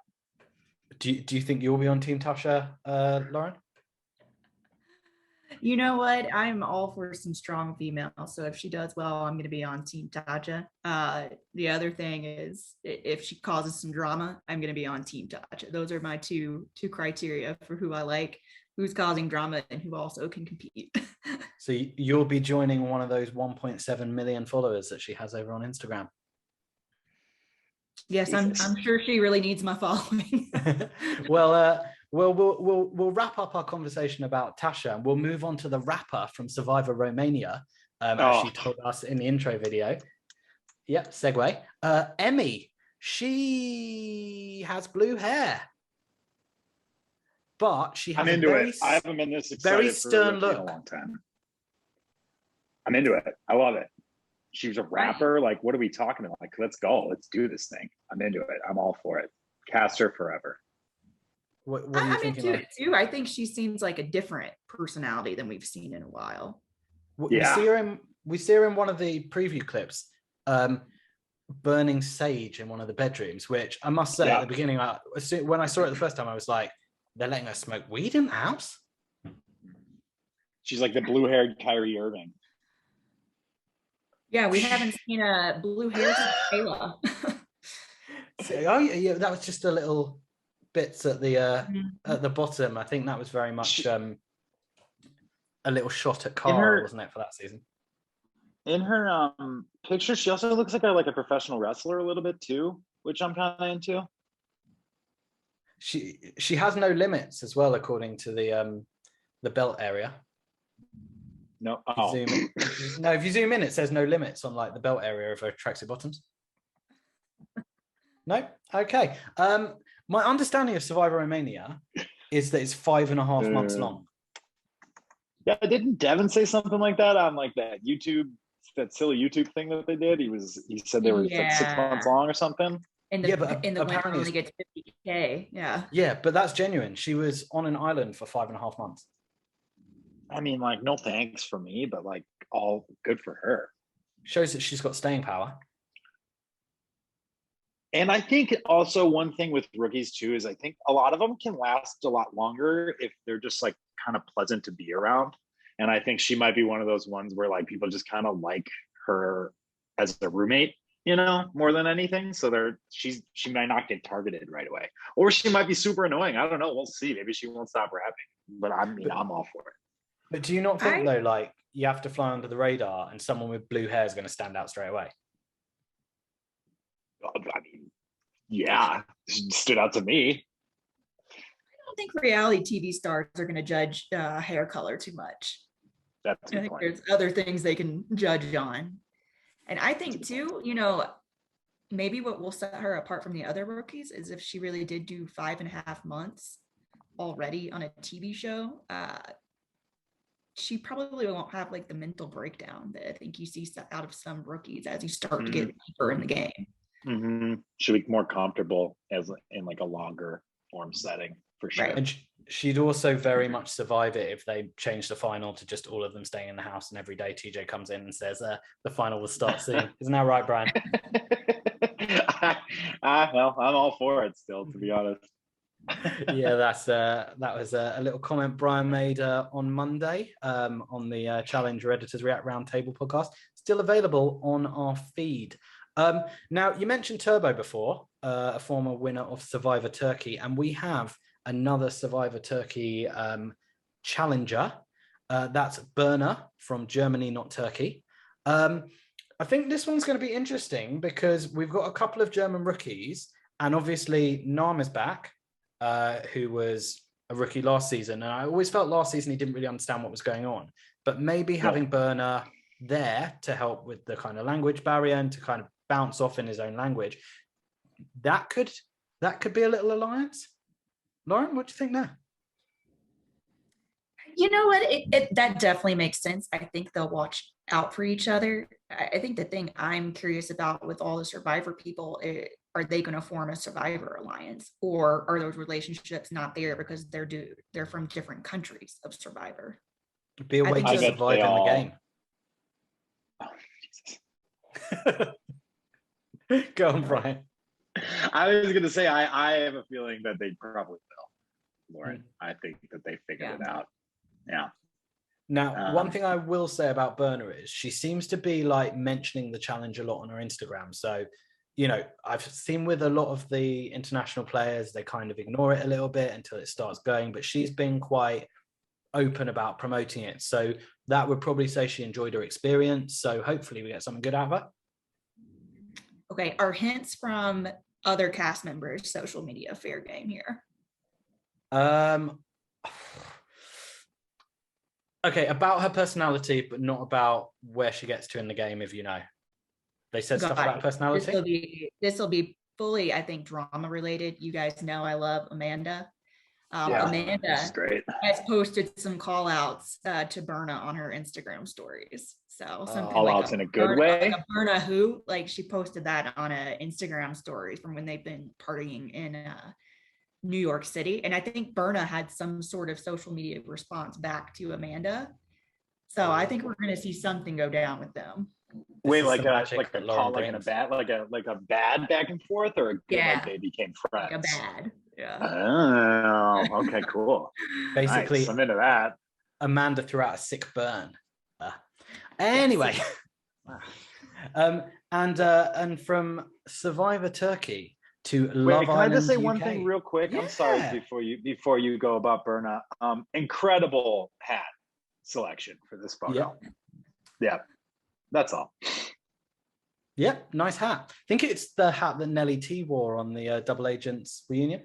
Little wider brim, but similar style. Similar. And this is why Brian is here, to critique the outfits. So, as I was saying, from Survivor Turkey to Love Island UK, so you're thinking this is my forte, never seen Love Island in my life, is Priscilla.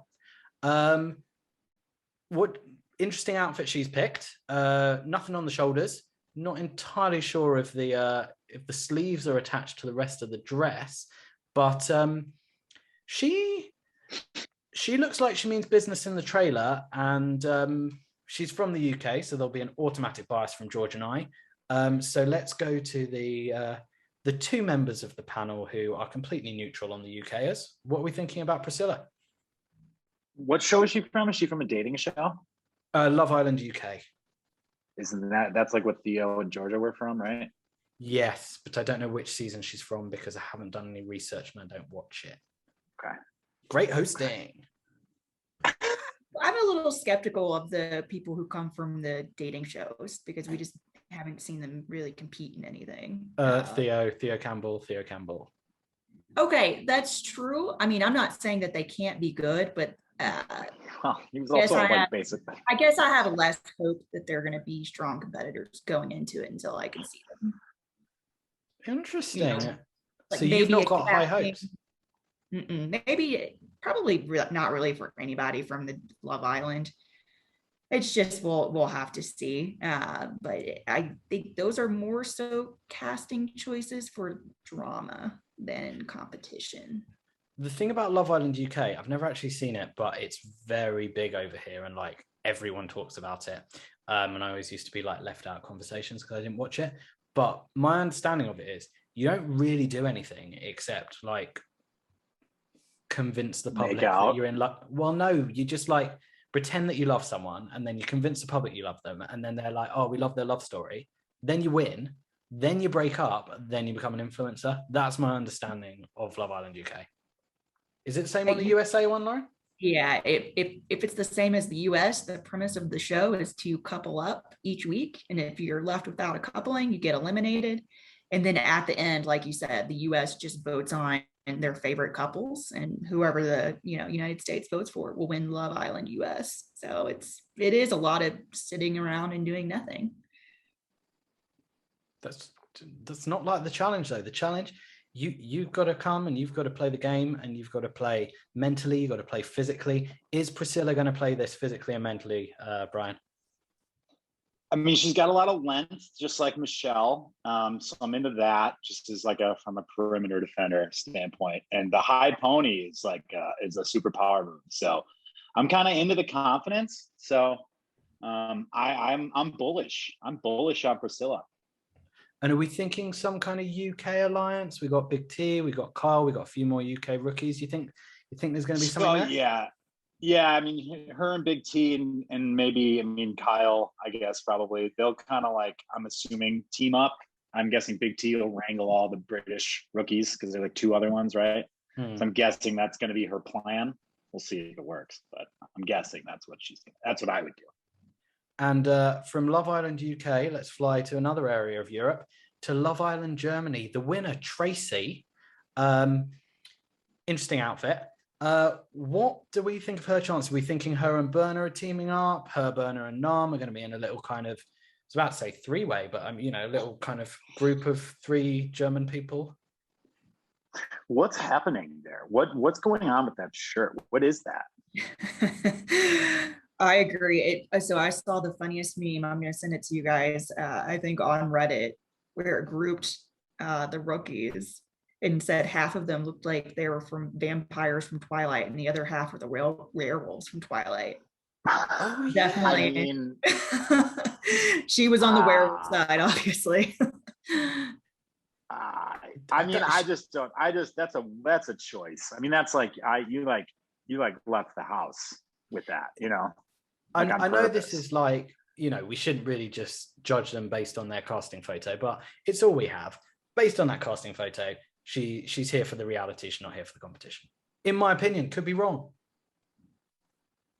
Agreed. I've been wrong before. Yeah. So sounds like we don't have much to say about Tracy. Do you have Paradise Hotel in America? We do, but I don't watch it. Well, you know where else they got it? Sweden. Because from Paradise Hotel Sweden, we have Bettina. And Bettina looks adorable. She will do awful. I bet she orders the most expensive thing on the menu when she goes out to eat. That's my vibe. Yeah. What do you think, Lauren? I think another casting choice where I think she's probably there to cause some drama, hook up, and I don't know if I can see her being a standout rookie competition-wise. Oh, you are hard to please. Bettina Buchanan. That's a great name. I love alliteration. Bettina Buchanan, are you kidding me? Yeah, I mean, that's like but it's strong all around, like a lot of consonants, a lot of strong consonants going on. A lot of vowels as well. We got an E, an I, and A. Yeah. A U and 2 more A's. All we needed was an O, and she's completed the whole thing. Wow. Sometimes why, but you never know. But the thing is, you do know, but yeah, but she's not going to be looking for an O. She's going to be looking for a W when she's on the challenge.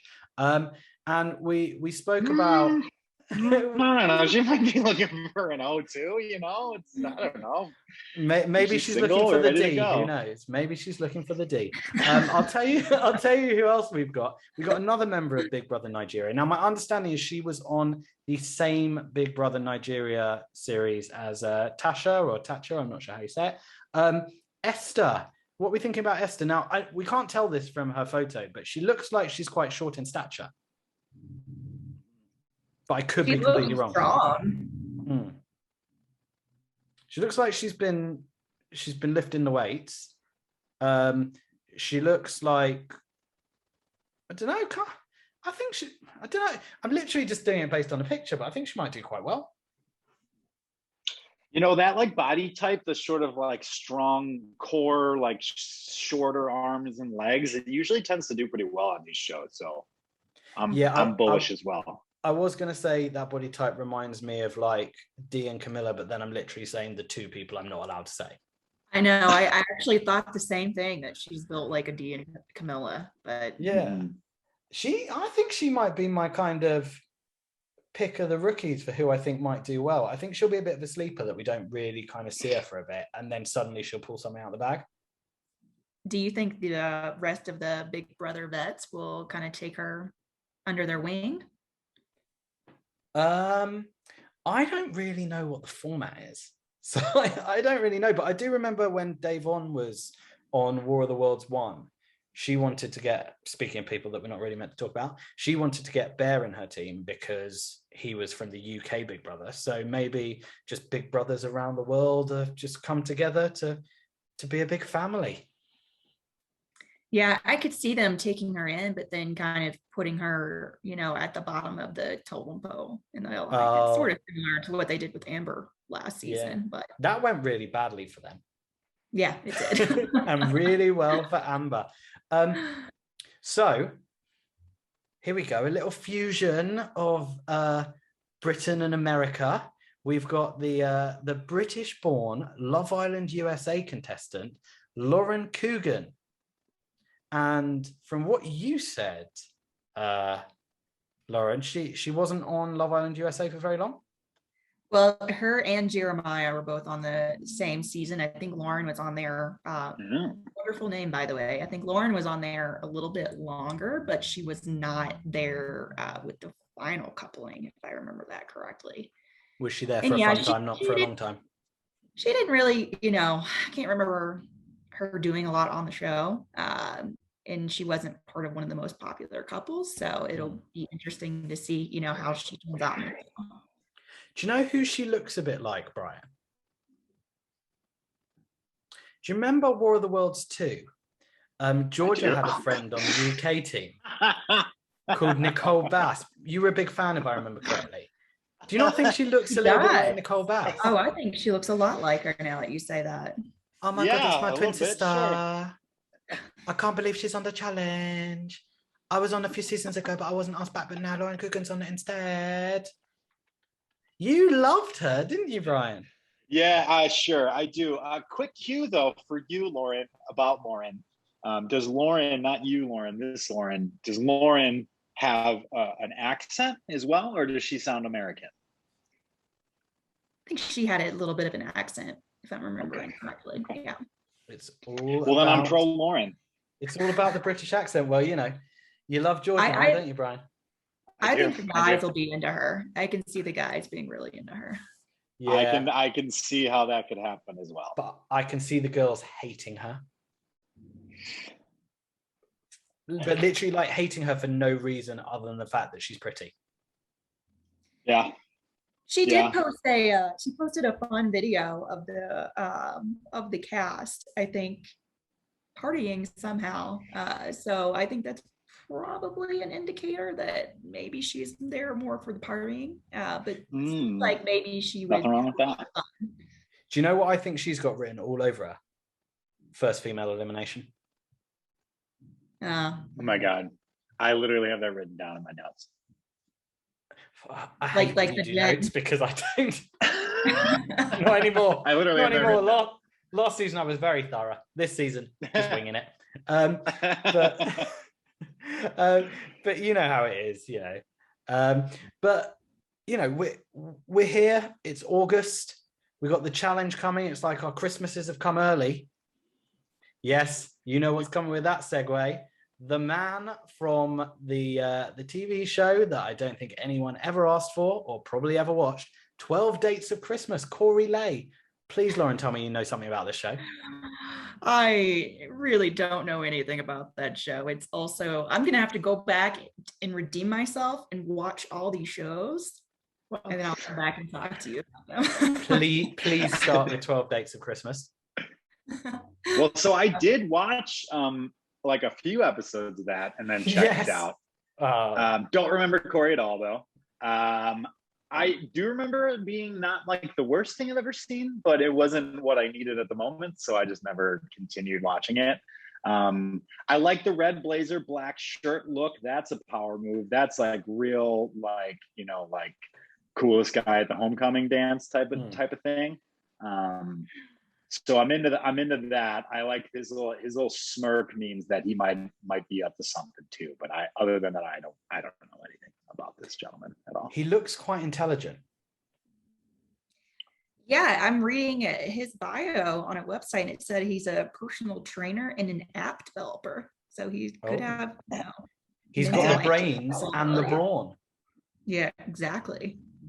personal trainer. That's very rare for a challenger. Okay, I'm going straight to you here, Lauren, because you mentioned him before, Love Island USA.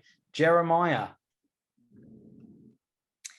I will say, he wasn't on the show for long. His first coupling was actually with the person who ended up winning the season. But I think she then ended up with somebody else pretty quickly after. I think he was dumped from the island maybe after 2 couplings. So that's what I'm saying. He really wasn't on for very long.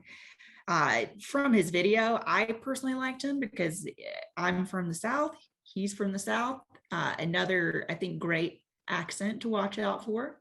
So we love those. I could see him, maybe being somebody like a hunter where, because he's also Southern. So that's, I think, who he would remind me of the most. He has very broad shoulders. Mm-hmm. I like the fact that he comes from a football background makes you think that him and Fessy will sort of team up and talk or about hate each other in the NFL, or hate each other possibly.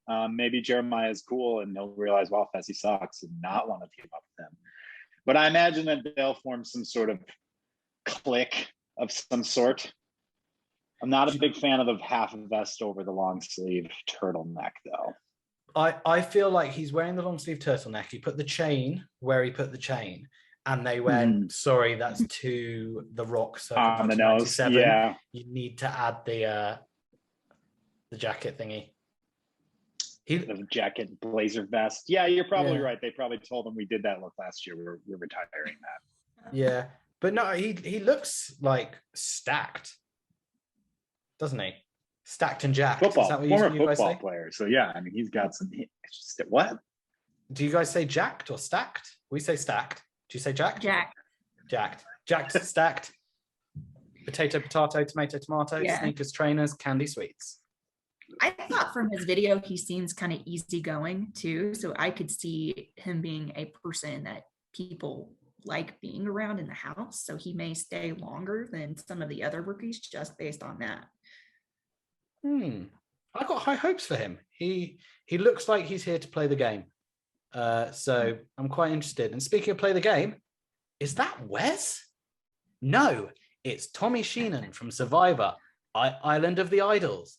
The only thing I really know about him is that he is having some epic banter with Wes back and forth over on the socials. You guys know anything about him from Survivor?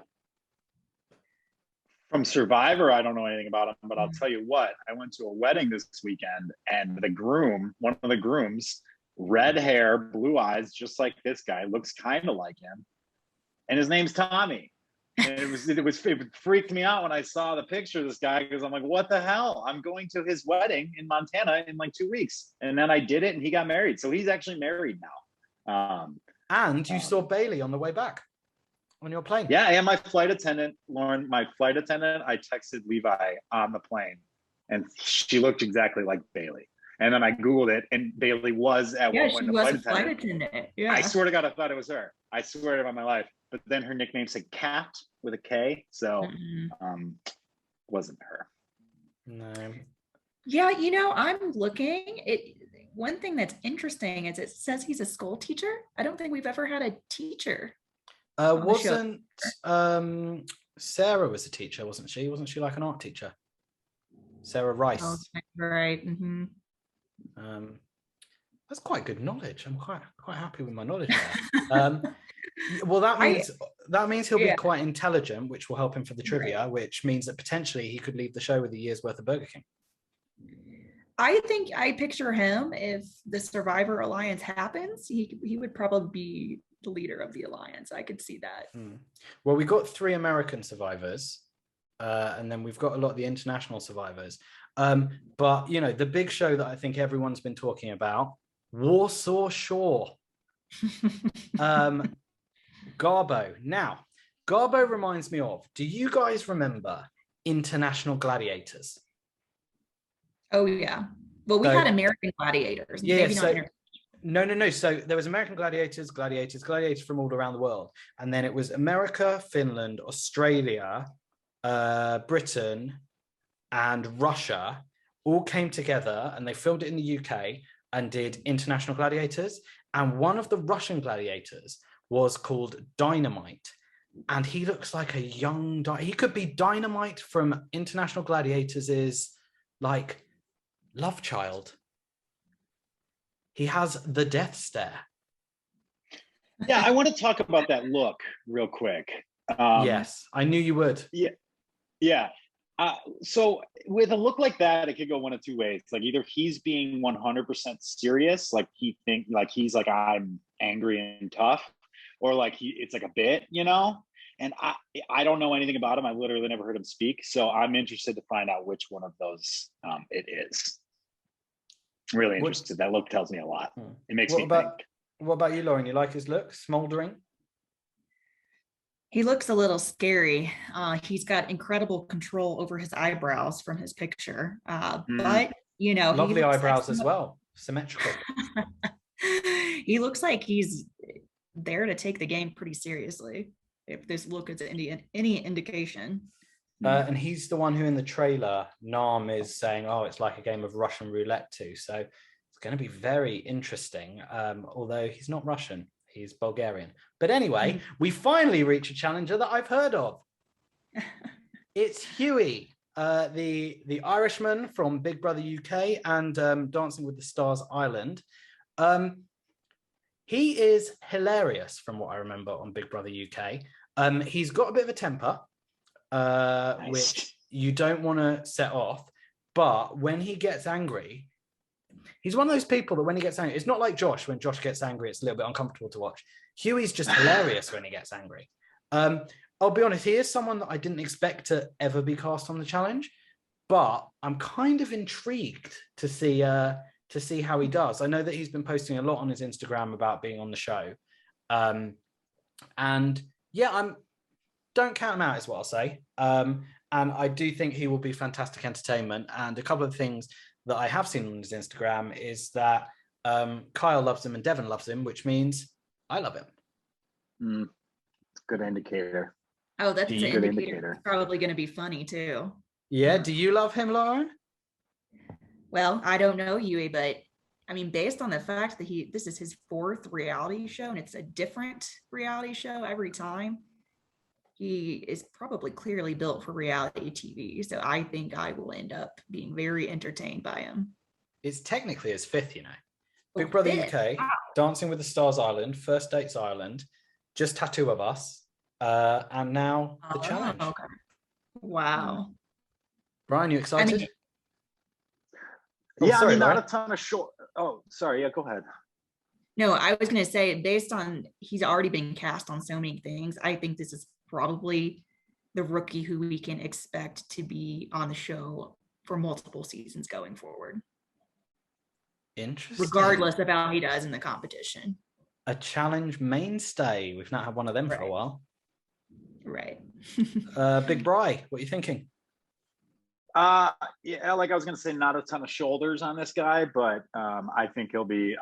I'm going to wait and see about the entertainment card. You know, I'm all in for that. You know. And his question. Also, great name, by the way. Like if you're named Huey, you also probably can't look like Jeremiah. Like think if Jeremiah was named Huey, you know, it'd be really weird. I got a question. What would you get if Jordan had a breakdown and got tattoos all over his face? You would get Emmanuel from Survivor Romania.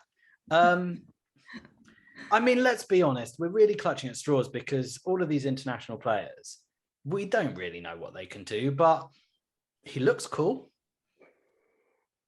Yeah, looks cool. He seems in that video where they're like talking about themselves. He seems pretty like funny. And like, I like the fact that he's like, this is crazy that I'm doing this. I like that attitude as a rookie. It's very endearing. Yeah. I kind of think like, especially the international ones, they really have to embrace it. Because if you look at when they've done the international thing before with War of the Worlds 1, ultimately the only people that really came out of that were the Brits and Turbo. So they really need to embrace the game and kind of play it. What are you thinking about Emmanuel, Lauren? Well, in that Twilight meme I told you guys about, he was definitely on the vampire side, which I think is pretty obvious from his cast photo. Yeah. I think among the rookies, because he's another one of the Survivor people, if they align, he's going to have a leg up there.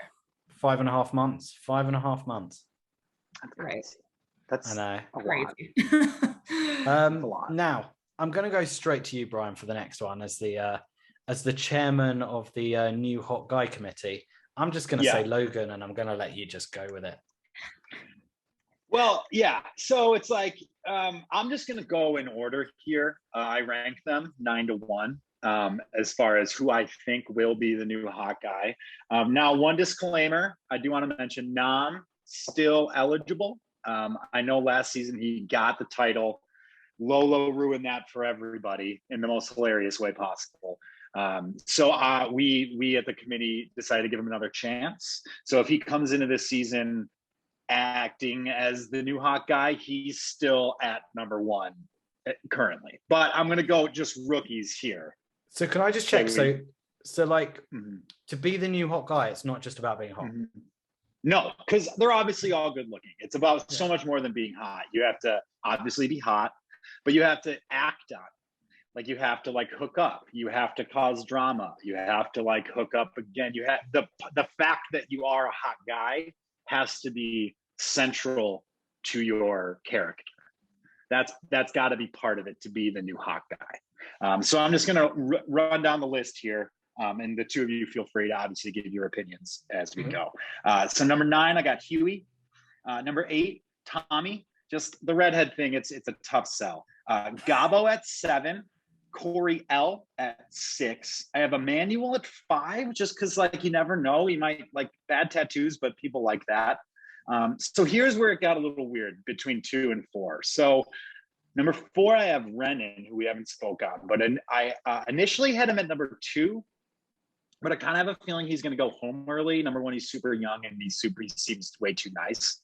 So I bumped him down to number 4, just because you can't be the new hot guy if you're not around. You got to be around for a minute. And then number 3, I had Kells, who we also haven't gotten to. Jeremiah's at 2, and then Logan is at number 1. I mean, you know, say no more. I mean, the picture does all the justice that I need to do. I'm pro long hair as well, as you can obviously guess. You've not seen his Instagram lately, have you? No. Did he cut it? Snip, snip, snip. Oh, what a sellout. So I think he's got the potential to be the new hot guy. Basically, like the thing is if you get endorsed by Nani and or Anissa, like that's kind of like one of the goal, the marking posts along the way of attaining the new hot guy championship belt. And in that little video, Nani was like basically thirsting over Logan, which is like, again, just like an indicator of your abilities as said new hot guy. I do feel like if it was any other season, Logan would be the one that Nani sleeps with on the first night.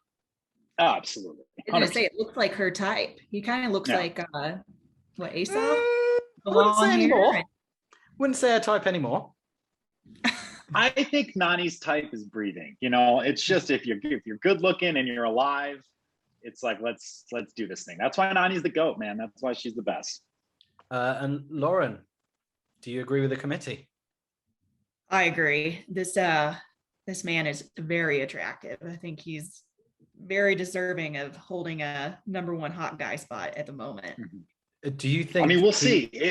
You know, again, it's up to the show. This is just my guess. These are my educated guesses as someone who's seen men in before. You know, the question is though, is Logan too hot to handle? And speaking of too hot to handle, we have a contestant from that show. Don't really understand the show. My understanding of it is basically a load of hot people go to a villa, then basically get told they can't hook up by Siri, and then every time they hook up, Siri takes money from them. That's exactly what the premise of the show is.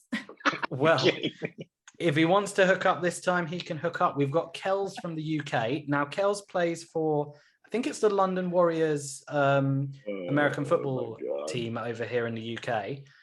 He looks pretty big. I wouldn't mind seeing a Kells Fessy Hall brawl. just based on his picture and seeing, you know, Mm. what he's doing with his American football on Instagram. Do we know what position he plays? I'm gonna look it up real quick. Yeah, while you're looking it up, missionary. This is like this is the one show I have seen. Oh, So- yes. Yes, Lauren is proving her worth. I remember when I saw him on the show, like he was, you know, you said it's stacked, we say it's jacked. He was by far the biggest guy on that show. I remember thinking he'd be great on the challenge after I saw him. He was Casting director. also, yeah, he was also really funny because he was, you know, they lose the money when they hook up. He would get so mad and frustrated and was just like the man of the house, you know, going around and figuring out who hooked up and always, you know, reminding people not to hook up so they could keep the money. He was the most serious. I think at one point, one of the girls who hooked up a ton tried to hook up with him, like got in the shower with him and everything, and he still did not hook up. This is a very disciplined man that thinks with his brain and not his schlong, which could actually very much help him in the challenge. What are we thinking here, Lauren? You know Kels very well. Oh, I think that he could probably go pretty far based on his, you know, size alone and the fact that he plays football. So you're telling me that, well, you're telling me in the challenge house, this hot guy can handle himself. I think he'll definitely be able to handle himself. And that brings us to our final rookie, Renan. He is from X on the Beach, Double Dutch, Belgium. So I assume it's in Belgium. Maybe they throw some people from the Netherlands on there. I don't know. It's X on the Beach. It's a dating show. Wait, I thought Dutch people were from Australia. Ah, bananas. Nice. Yeah, call back. I've seen the show. I mean, he's got very good head of hair, is Renan, but he looks dead behind the eyes. He looks like he doesn't know what's going to happen. And I feel like he could be like a not so lovable version of Nam, and he has first male elimination written all over him. Literally have that written down. We got the same opinion on the first elimination. Yeah. Lauren, you got any notes? I mean, you know, it's going to be interesting. There is a lot of international players. You know, we've just given our opinions on them based on very little knowledge. And also we have very little knowledge of the format. But we got a lot of rookies. Who are we most excited for? Brian, give me one boy, give me one girl. Sorry, give me one man and one woman. I'd say woman Emmy for sure. Male, it's either Huey or Emmanuel. One of those two. Lauren? I'm going to go with Emmy as well. And then I think Jeremiah. Interesting. Well, we don't have long to wait. It's 6 days for you guys, but 11 days for us here in the UK. The challenge returns on August the 11th on MTV, Wednesday night, 8 p.m. Eastern time. God knows what that is Mountain Time. Lauren, you might need to help us out on that one. 8 p.m. your time, I guess, is around 1 o'clock. No, it's 8 p.m. your time, Eastern time. Oh. Brian's time. Brian owns that time. Okay, 8 p.m. Eastern is going to be 6 p.m. Mountain Time. I'm not Eastern time. Okay. Leroy. Learn your American time zones. I'm not Leroy, Brian. Learn your names. But yes, very exciting new season ahead. It's been great catching up with you two again. Definitely. It's been amazing. As I said, it's been too long without you, Lauren, and it's been not long enough without you, Brian. And I'm sure that we will see you guys coming up throughout this series of the challenge, Redditors React. And from a bunch of new challengers to some fresh eyes on the challenge, In a second, I'm going to be talking to Ryan, who is watching the challenge at live pace for the first time this season. He started getting into it about a month ago, and he has binge watched about 5 seasons already. But before we do that, we've told you what we think of the rookies. So let's find out what the vets think. He is a sight. He looks like a god. He looks like a beautiful Spanish god. Logan is definitely like the Spanish heartthrob of the season. He's the most beautiful man on the planet. He's like if Jesus was a supermodel. Renan looks like Aladdin. He's really nice. He has really pretty eyes, and he seems really cool. Tasha, she has a presence about her that is unspeakable. Jeremiah seems like a nice guy. Handsome, stud, in great shape. Jeremiah is from the South. He's got a cute accent. He's adorable, but he's a baby. And even though he's athletic, I don't see him doing well in the challenge. Huey is arguably the most entertaining person in the house. He's got a phenomenal ass. Absolutely dragging a wagon. The thing is incredible. You know, top shelf cheeks on Huey, so he's got that going. Oh my god, yes, finally, more people from the UK. I'm so excited to meet Priscilla.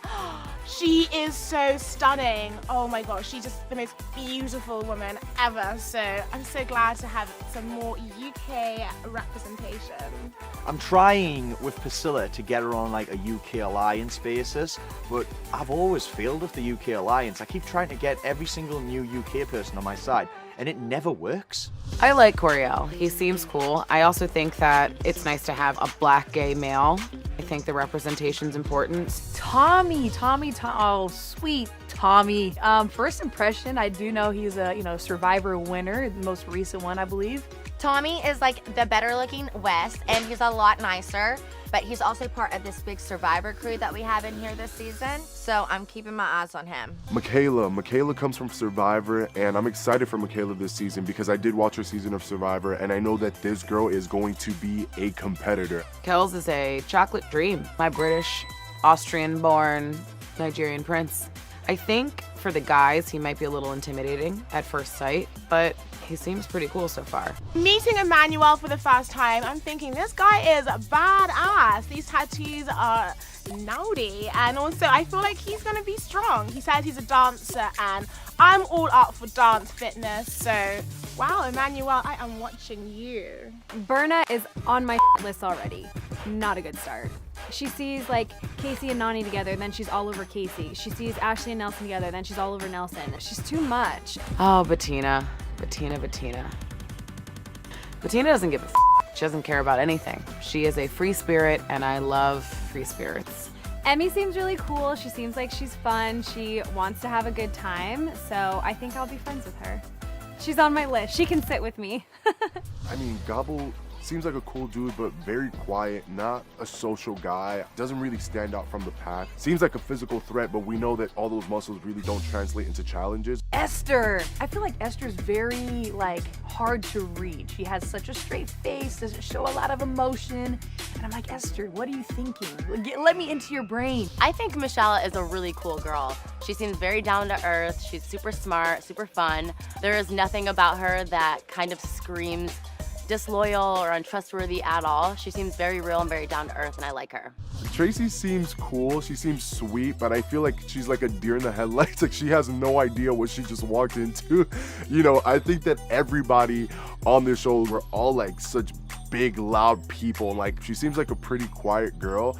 And I would love to see her come out of her shell more. There's so many damn people up in this house. I cannot keep track. So, from a group of challengers that are brand new to the game to a viewer who is brand new to the show, yes, we have got some fresh eyes here to discuss how they got into the challenge, and I'll take some of the blame, but also how they're feeling about going into their first season that they're watching in real time. Ryan, how are you doing? You're doing well, but you're struggling with the mute button. I'm very well, thank you, Levi. Thanks for having me on. Yes, apparently the mute button didn't want to unmute itself. There you go. Well, as you know, we're a very professional podcast, so we will absolutely not be editing that out. So no need to worry there. let's do the full disclosure. We've known each other for what, about 20 years, 25 years? Not quite 25, but maybe 20. We're 20 years, I suppose. Too long, most people would say, but not you. You're very kind. So, Ryan, let's just break down the fourth wall. You'd never heard of the challenge until about a month ago? No, slightly longer than a month ago, because you told me about the podcast you were doing, and I was like, what's the podcast on? And you said it was about the challenge, and I was like, I have never heard of the challenge. And you told me it was a TV show that you couldn't explain. And then a few months later, I came to visit you, and you were like, let's watch the challenge. Yes, I broke you down by your admission that you watch Love Island and Too Hot to Handle. Yes, yeah. Basically, the fact that I watch terrible trash dating shows means that the challenge, that you thought that you could get me into the challenge, which turns out you were pretty much spot on. Now, the interesting thing about Ryan, though, is he is probably the one friend who I think would never watch a terrible dating show. Yeah. Because you're a big sport man. You're sport mad. So when you said it, I was like, my original plan was let's get you into the sporting side of the challenge. But as soon as you said terrible reality TV dating show, I was like, it's everything wrapped into one. Take it, watch it. And I just started you on Double Agents. And how many seasons have you now watched? Because the first episode you watched was July the 1st, and we're currently recording on August the 1st, although this is going out on Thursday, August the whatever it is today. I think it's the 5th. Yeah. So yeah, how many seasons have you watched in the last month? So we've managed to get through the entirety of Double Agents. That was quite quick. Then I watched War of the Worlds 1 and War of the Worlds 2 and Vendettas. Total Madness. Then Total Madness, then Dirty 30, and then Vendettas. Have you got to Final Reckoning yet? I've not started it yet, but that is next. Is that next, or is Spies, Lies and Allies going to be next? I definitely have time to start Total Reckoning. Well, this is the first season that you will be watching in real time, which means it's the first season where you will be regularly listening to the podcast. Well, exactly, yeah. And most importantly, is the first series where I'll be texting you my reactions that isn't from something that happened like 3 years ago. Exactly. Like every so often I'd get a message from you, someone like, oh, I can't believe that, Paulie did this. I'd be like, Paulie's gone, mate. Forget about Paulie. So I want to know the honest thing. When I said to you, okay, I'm going to make you watch this show, what was your thoughts? What, just from the initial, like, I'm going to make you watch this show, or from the first? Yeah, because it was almost forced on you, let's be honest. Yeah. Well, I was intrigued because, like you said, it came from a place where you knew that I liked Love Island and you knew that I liked sports, and so I was very intrigued to see what it was going to be like. Like, you kind of dropped a couple of hints of what it was like, but I didn't have a full kind of overview of it. So it was really interesting to finally kind of find out what this whole thing was about. And what kept you hooked other than the fact I wouldn't let you leave the sofa? It's like the whole shebang, really. It's the whole narrative and interwoven thing. I mean, the other thing that you and me have talked about over the years often is WWE, is wrestling. And in a weird way, there's a lot of that interwoven. It's all the narrative. It's to do with the challenges themselves, forms part of the narrative, their history, the voting, the backstabbing, even the love interest. Like, the love it, weirdly enough, despite the fact they came from me telling you about Love Island, part of me is like, I don't really care who's hooking up with who, but it just forms part of the story that they've all got, part of the narrative that just builds brilliantly into this. And therefore, in every challenge they do and every elimination there is and everything is all built in with this huge history that they've all got with each other, and just that the challenge has. And that whole story building was brilliant for me. I instantly was like, I need to see where this is going and why it's going in this direction. And I think the reason that when I said to you, watch it in threes, essentially with seasons, is because they're almost in little trilogies together. I kind of feel like, I'd say War of the Worlds 1, War of the Worlds 2 were, a twosome, and then Total Madness was kind of like a bridge between Double Agents and what will be Spies, Lies, and Allies. And it's that idea that like a sitcom, like a drama series, something from the last season can have a huge impact on the next season. Yeah. Yeah, and it's almost like, because I've gone backwards with some of them, that it's like finding out, finding out why Corey hates bananas or something like that, like watching an older one and being like, oh, why do they hate each other? And then being like, oh, that's why they hate each other. I think my favorite one was when I started you on War of the Worlds 1 and completely forgot to tell you about Hunter and Ashley. Yes, yeah, that's right. Quite an important part of the first episode. Yeah, it's like, oh, why does he hate her? Why does she hate him? Oh, okay, she stole $1 million from him. Dollars, whatever. Dollars. Remember, Americans. So we have a brand new season coming Wednesday, August the 11th over in America. We get it on Monday, August the 16th, as well as a preview episode on Monday, August the 9th. You looking forward to it? You've seen the trailer, I assume? Yeah, I've seen some of the. I have seen the trailer. Yeah, I mean, it's one of the weird things that, like, I guess you guys were talking about it a few weeks ago about like the mid-season trailers and stuff, and then even watching it back, they occasionally throw those in and whatever. And there's part of me that absolutely hates them. They're so well put together. I know why you love them, but I'm just kind of like this person. I hate any type of spoiler, so I'm like watching it, going, "Oh no, don't show me that. I don't want to see that." And then occasionally it'll be a completely different edit, and it's just to throw me off. But I just kind of hate watching them.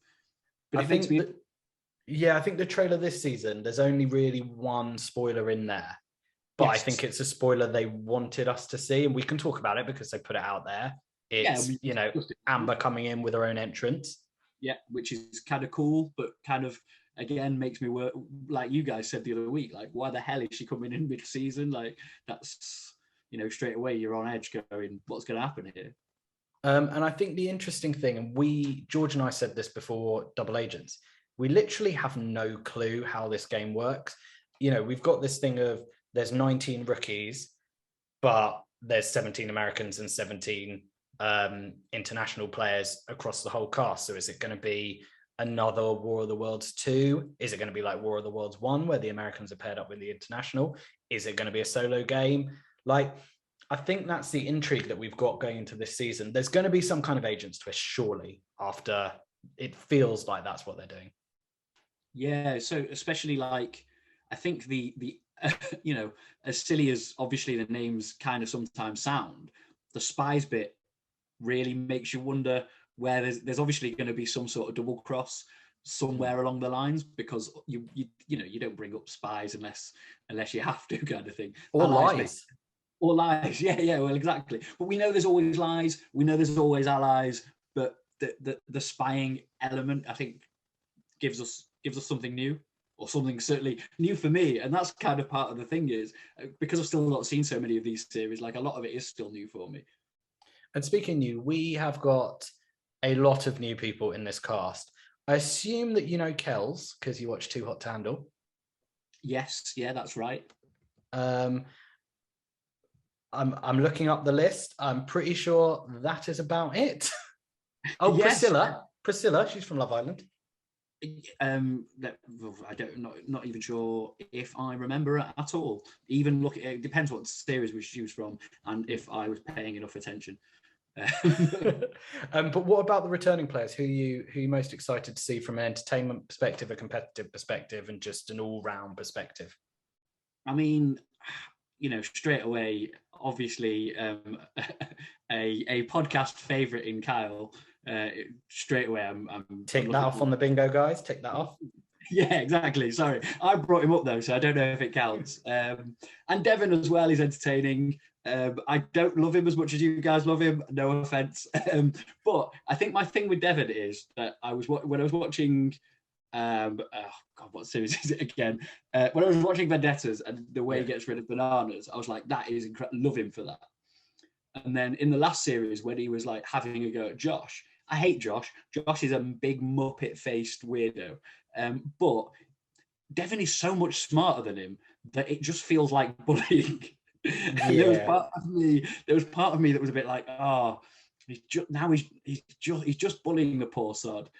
And so I was kind of like 50-50, but he's hugely entertaining. Of course he is. CT, I'm looking forward to seeing because I love CT. And he's got jacked for this season. And he has got jacked for this season by the looks of things. So yeah.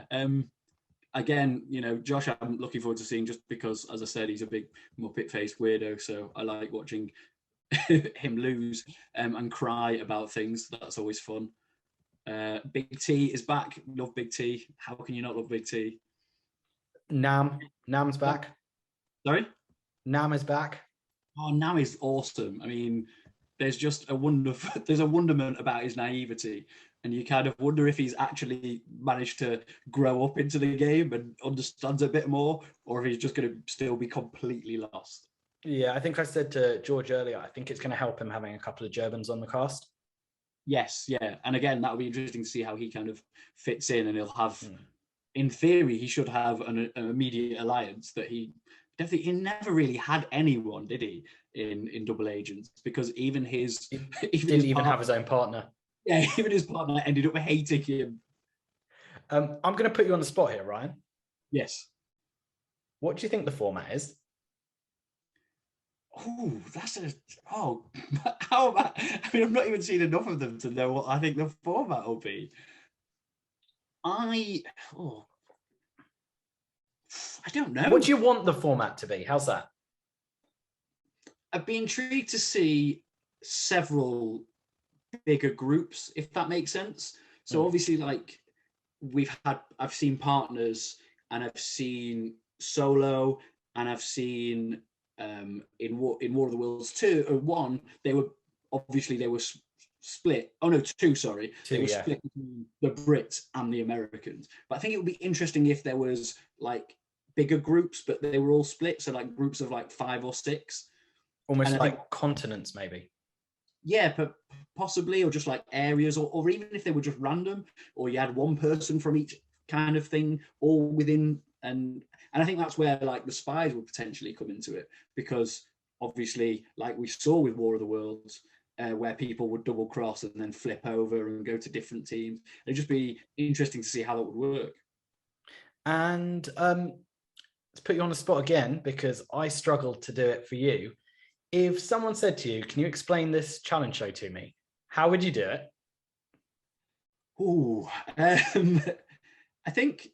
I guess I would kind of say, it's really funny because I was listening to Levi. Yeah. I was listening to one of the pods the other week, and I think it was the one about how you would market it to people. And I think George was the first person who said, when someone asks me, it's really difficult to describe. And I was like, it's not that difficult to describe. And then thinking about it, I was like, no, it really is quite difficult to describe. I guess a reality show where the challenges are real challenges, and they are the basis of everything else that happens. But imagine the voting off of a Big Brother, a UK, combined with the love interests of Love Island and the challenges of something else. The challenge. Yeah, the challenge.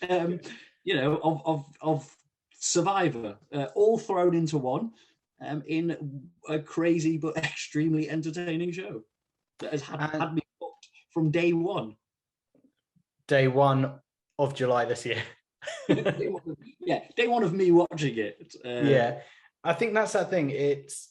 We've discussed it as well on the podcast. It's one of those shows you can't describe to people. You just need to say, just sit down for an hour and watch it. Yeah. And you did that, and then you sat down for probably about another week and watched it as well, non-stop. Yeah. I think on the first night alone, we watched 3 or 4 episodes. Yep, and that And the that first- was the season where they were an hour and a half long. Yeah, and the first episode was just them getting to know each other in their house, or saying hello to the people who already knew each other. Exactly, which you'll be able to see this season's version of that on Monday, the 9th of August on MTV UK at 10 p.m. and at some point on the same day on MTV US or their socials or something. I don't know. Didn't follow that one. Very professional podcast we've got here. Ryan, you've also joined the Reddit. We're Redditors React. Yes, on the basis of obviously you guys being on Reddit and the podcast being about Reddit, I thought I would join in and discuss and see what everybody else is discussing. Yeah, there's some really good conversation on that, and there's some really creative people that put up great content. You are FDMF over on Reddit. I'm not going to explain why. But if you do see Ryan over there, say hello. Let him join the conversation. Join the conversation with him. Ryan, it's been great to have you on the podcast. It's been a little bit weird for the two of us. Yeah, but thank you very much for having me, Levi. Well, thank you so much for coming on, and thank you for now being someone that I actually genuinely know in the UK that watches the challenge, that I can discuss it with every single week. Yeah, I'll be messaging you on Monday, no doubt. Well, you take care, Ryan, and I'm going to head back over to George to discuss a bit more challenge. Thank you so much, Brian. Thank you so much, Lauren, for joining us to talk through the rookies. It's always a pleasure having two of you on the show. And thank you so much, our fresh eyes for this season. My mate, Ryan, I got him into the challenge. This is the first season that he's watching live. He's binge watched many seasons, as you heard, over the last few weeks. But there's one more person I'd like to get an opinion of some of these rookies from. We won't go too much into depth, George, but do you agree with what you've heard about these rookies from our esteemed panel? I somewhat agree and somewhat disagree, and I'm looking forward to seeing how it plays out over a hopefully slightly shorter season than Double Agents. Well, we do know it's 19 episodes. I don't know if that includes the reunion. And 19 episodes, 19 rookies. I'm going to put you on the spot. I want one female and one male that you think from the rookies have a chance of winning. So, female, I will go with Michelle Fitzgerald, based on what I know about her Survivor season. She's got an incredible social game. I think that she'll be really, really popular in the house. Apparently, her physical skill set isn't overly great, so that might let her down a bit. But I think she'll probably, based on her personality, she'll make the biggest impact this season. Now, for guys, honestly, I think Emmanuel really cracked me up in some of his interviews. I think he'll be quite an interesting one to have. I think, obviously, Kells is an absolute giant, which is always quite interesting.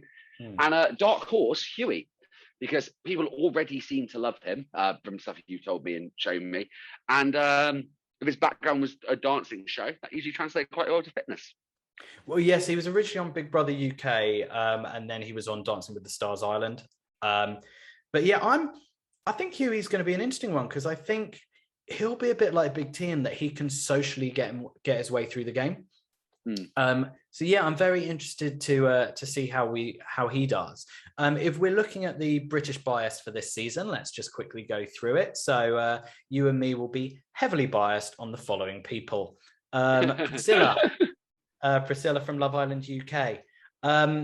We'll decide on this one now. Do you want to be biased on Lauren? She's from Love Island USA, but my understanding is that she's British.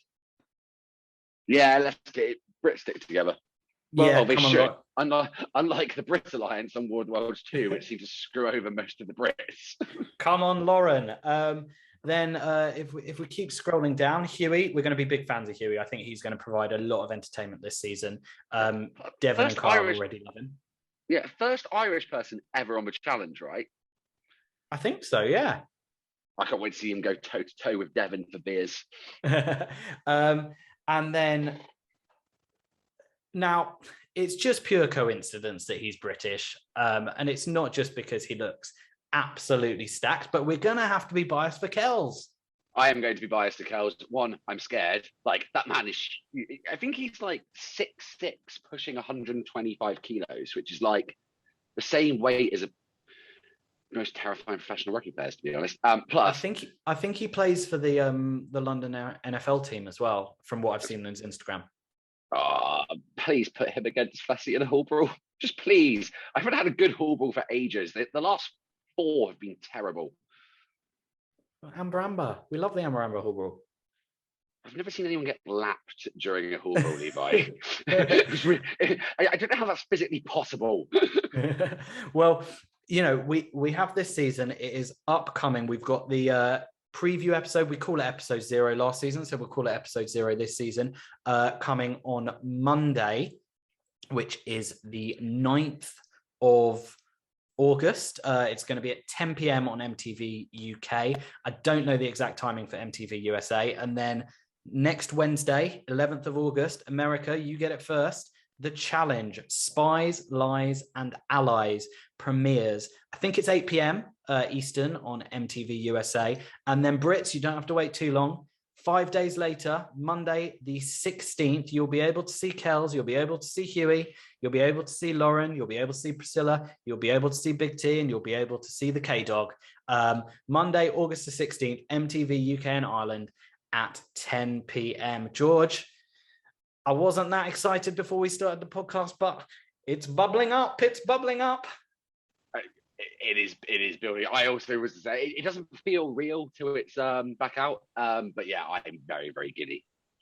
And there's a new season, George. So you know what that means. You and me every week. Every week. Thank God, it's so much easier when I know when we're doing this. I won't go get really drunk the night before, so I'm not too hungover. So our aim, work permitting, obviously work always comes first, but our aim, work permitting, is going to be to record on a Thursday night. So we will be going with the USA schedule.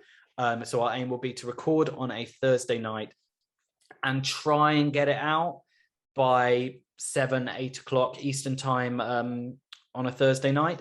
That's the aim. It might not always happen. I promise I won't be doing the reaction shows on a Sunday like I did a few times last season. But yeah, it's going to be exciting. We've got a few things in the pipeline as well. We're talking to a few cast members, hoping to get them on the show. If we do get cast members on the show, we're aiming for a Monday release on cast members, and we'll always let you know in advance when we've got cast members of the show. But it's exciting, George. The challenge is back in our lives. Yeah. Also, if everyone could tweet or DM Kyle asking him to come on the podcast, we really, really want to meet him.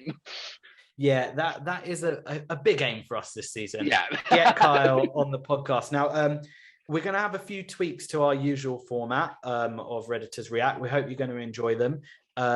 Whilst I completed Sham to Nam last season, I've let a bit of Sham come back in, but George, you're going to be giving me the Levi challenge every single week, where you are going to come up with some outlandish challenge, which is not to do with alcohol, that is to do with bettering myself in a physical or a mental way. So up to you. And you're going to let me know, and then I'm going to document it, and I'm going to put it on our Instagram for people to watch if they give a shit. I've got a really, really good first one. Well, you're going to save that for next Thursday. We've discussed this, George. Next Thursday, potentially, we might watch the first episode together, and we might record a live podcast. God, I wish we didn't live so far away from each other. But yes, I think that would be a very nice way to bring in the season. Let me sort some stuff, and I'll get back to you. Fantastic. Well, as I said, the season begins next week. You've got that preview episode on the Monday as well. It's all very exciting, isn't it? It is very, very exciting. I can't wait. And yeah, I'm just giddy. But the only way that I can prepare for this season of the challenge is to sign off and go and watch myself some 12 Dates of Christmas, just to really kind of get into the spirit of the brand new rookies. Cool. I'm on season 7 of Warsaw Shore, so I'm going to go back to that. Fantastic. And after that, you and me, we're going to watch X on the Beach Double Dutch Belgium together? Oh, yeah, definitely. Maybe we'll take a quick break and smash with Big Brother Nigeria. Huge fan of that. And once that is all done, Love Island Germany. It's the way to go. Oh, I want to do Survivor Turkey.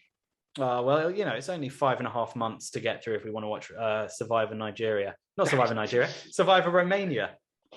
But ultimately, forget all those reality shows, George. There's only one reality show that we're going to be smashing through over the next 19 weeks, and that is the challenge, Spies, Lies, and Allies. And I'm going to sit down every week with you, and we are going to continue the conversation. George, I cannot wait. Me neither. And if you want to continue the conversation, you can head over to the Reddit. And if you want to talk to us there, we've got _LixLev or Read This 28. Let us know your thoughts, what you want for the upcoming season. And I'm doing a travesty of Levi's sign-off job. I let him do it, and he failed miserably. So whilst we're changing some parts of the format, I will still be doing the sign-off. You can continue the conversation over on the challenge subreddit. You don't have to talk to us. You can talk to the rest of the community. But if you do want to keep in conversation with us, you can follow us over on socials, Twitter and Instagram, mainly Instagram, at Challenge React. And I know we've played it already, but there's only one way to get ready for a new season. And I'm going to leave you with the trailer for the challenge, Spies, Lies, and Allies.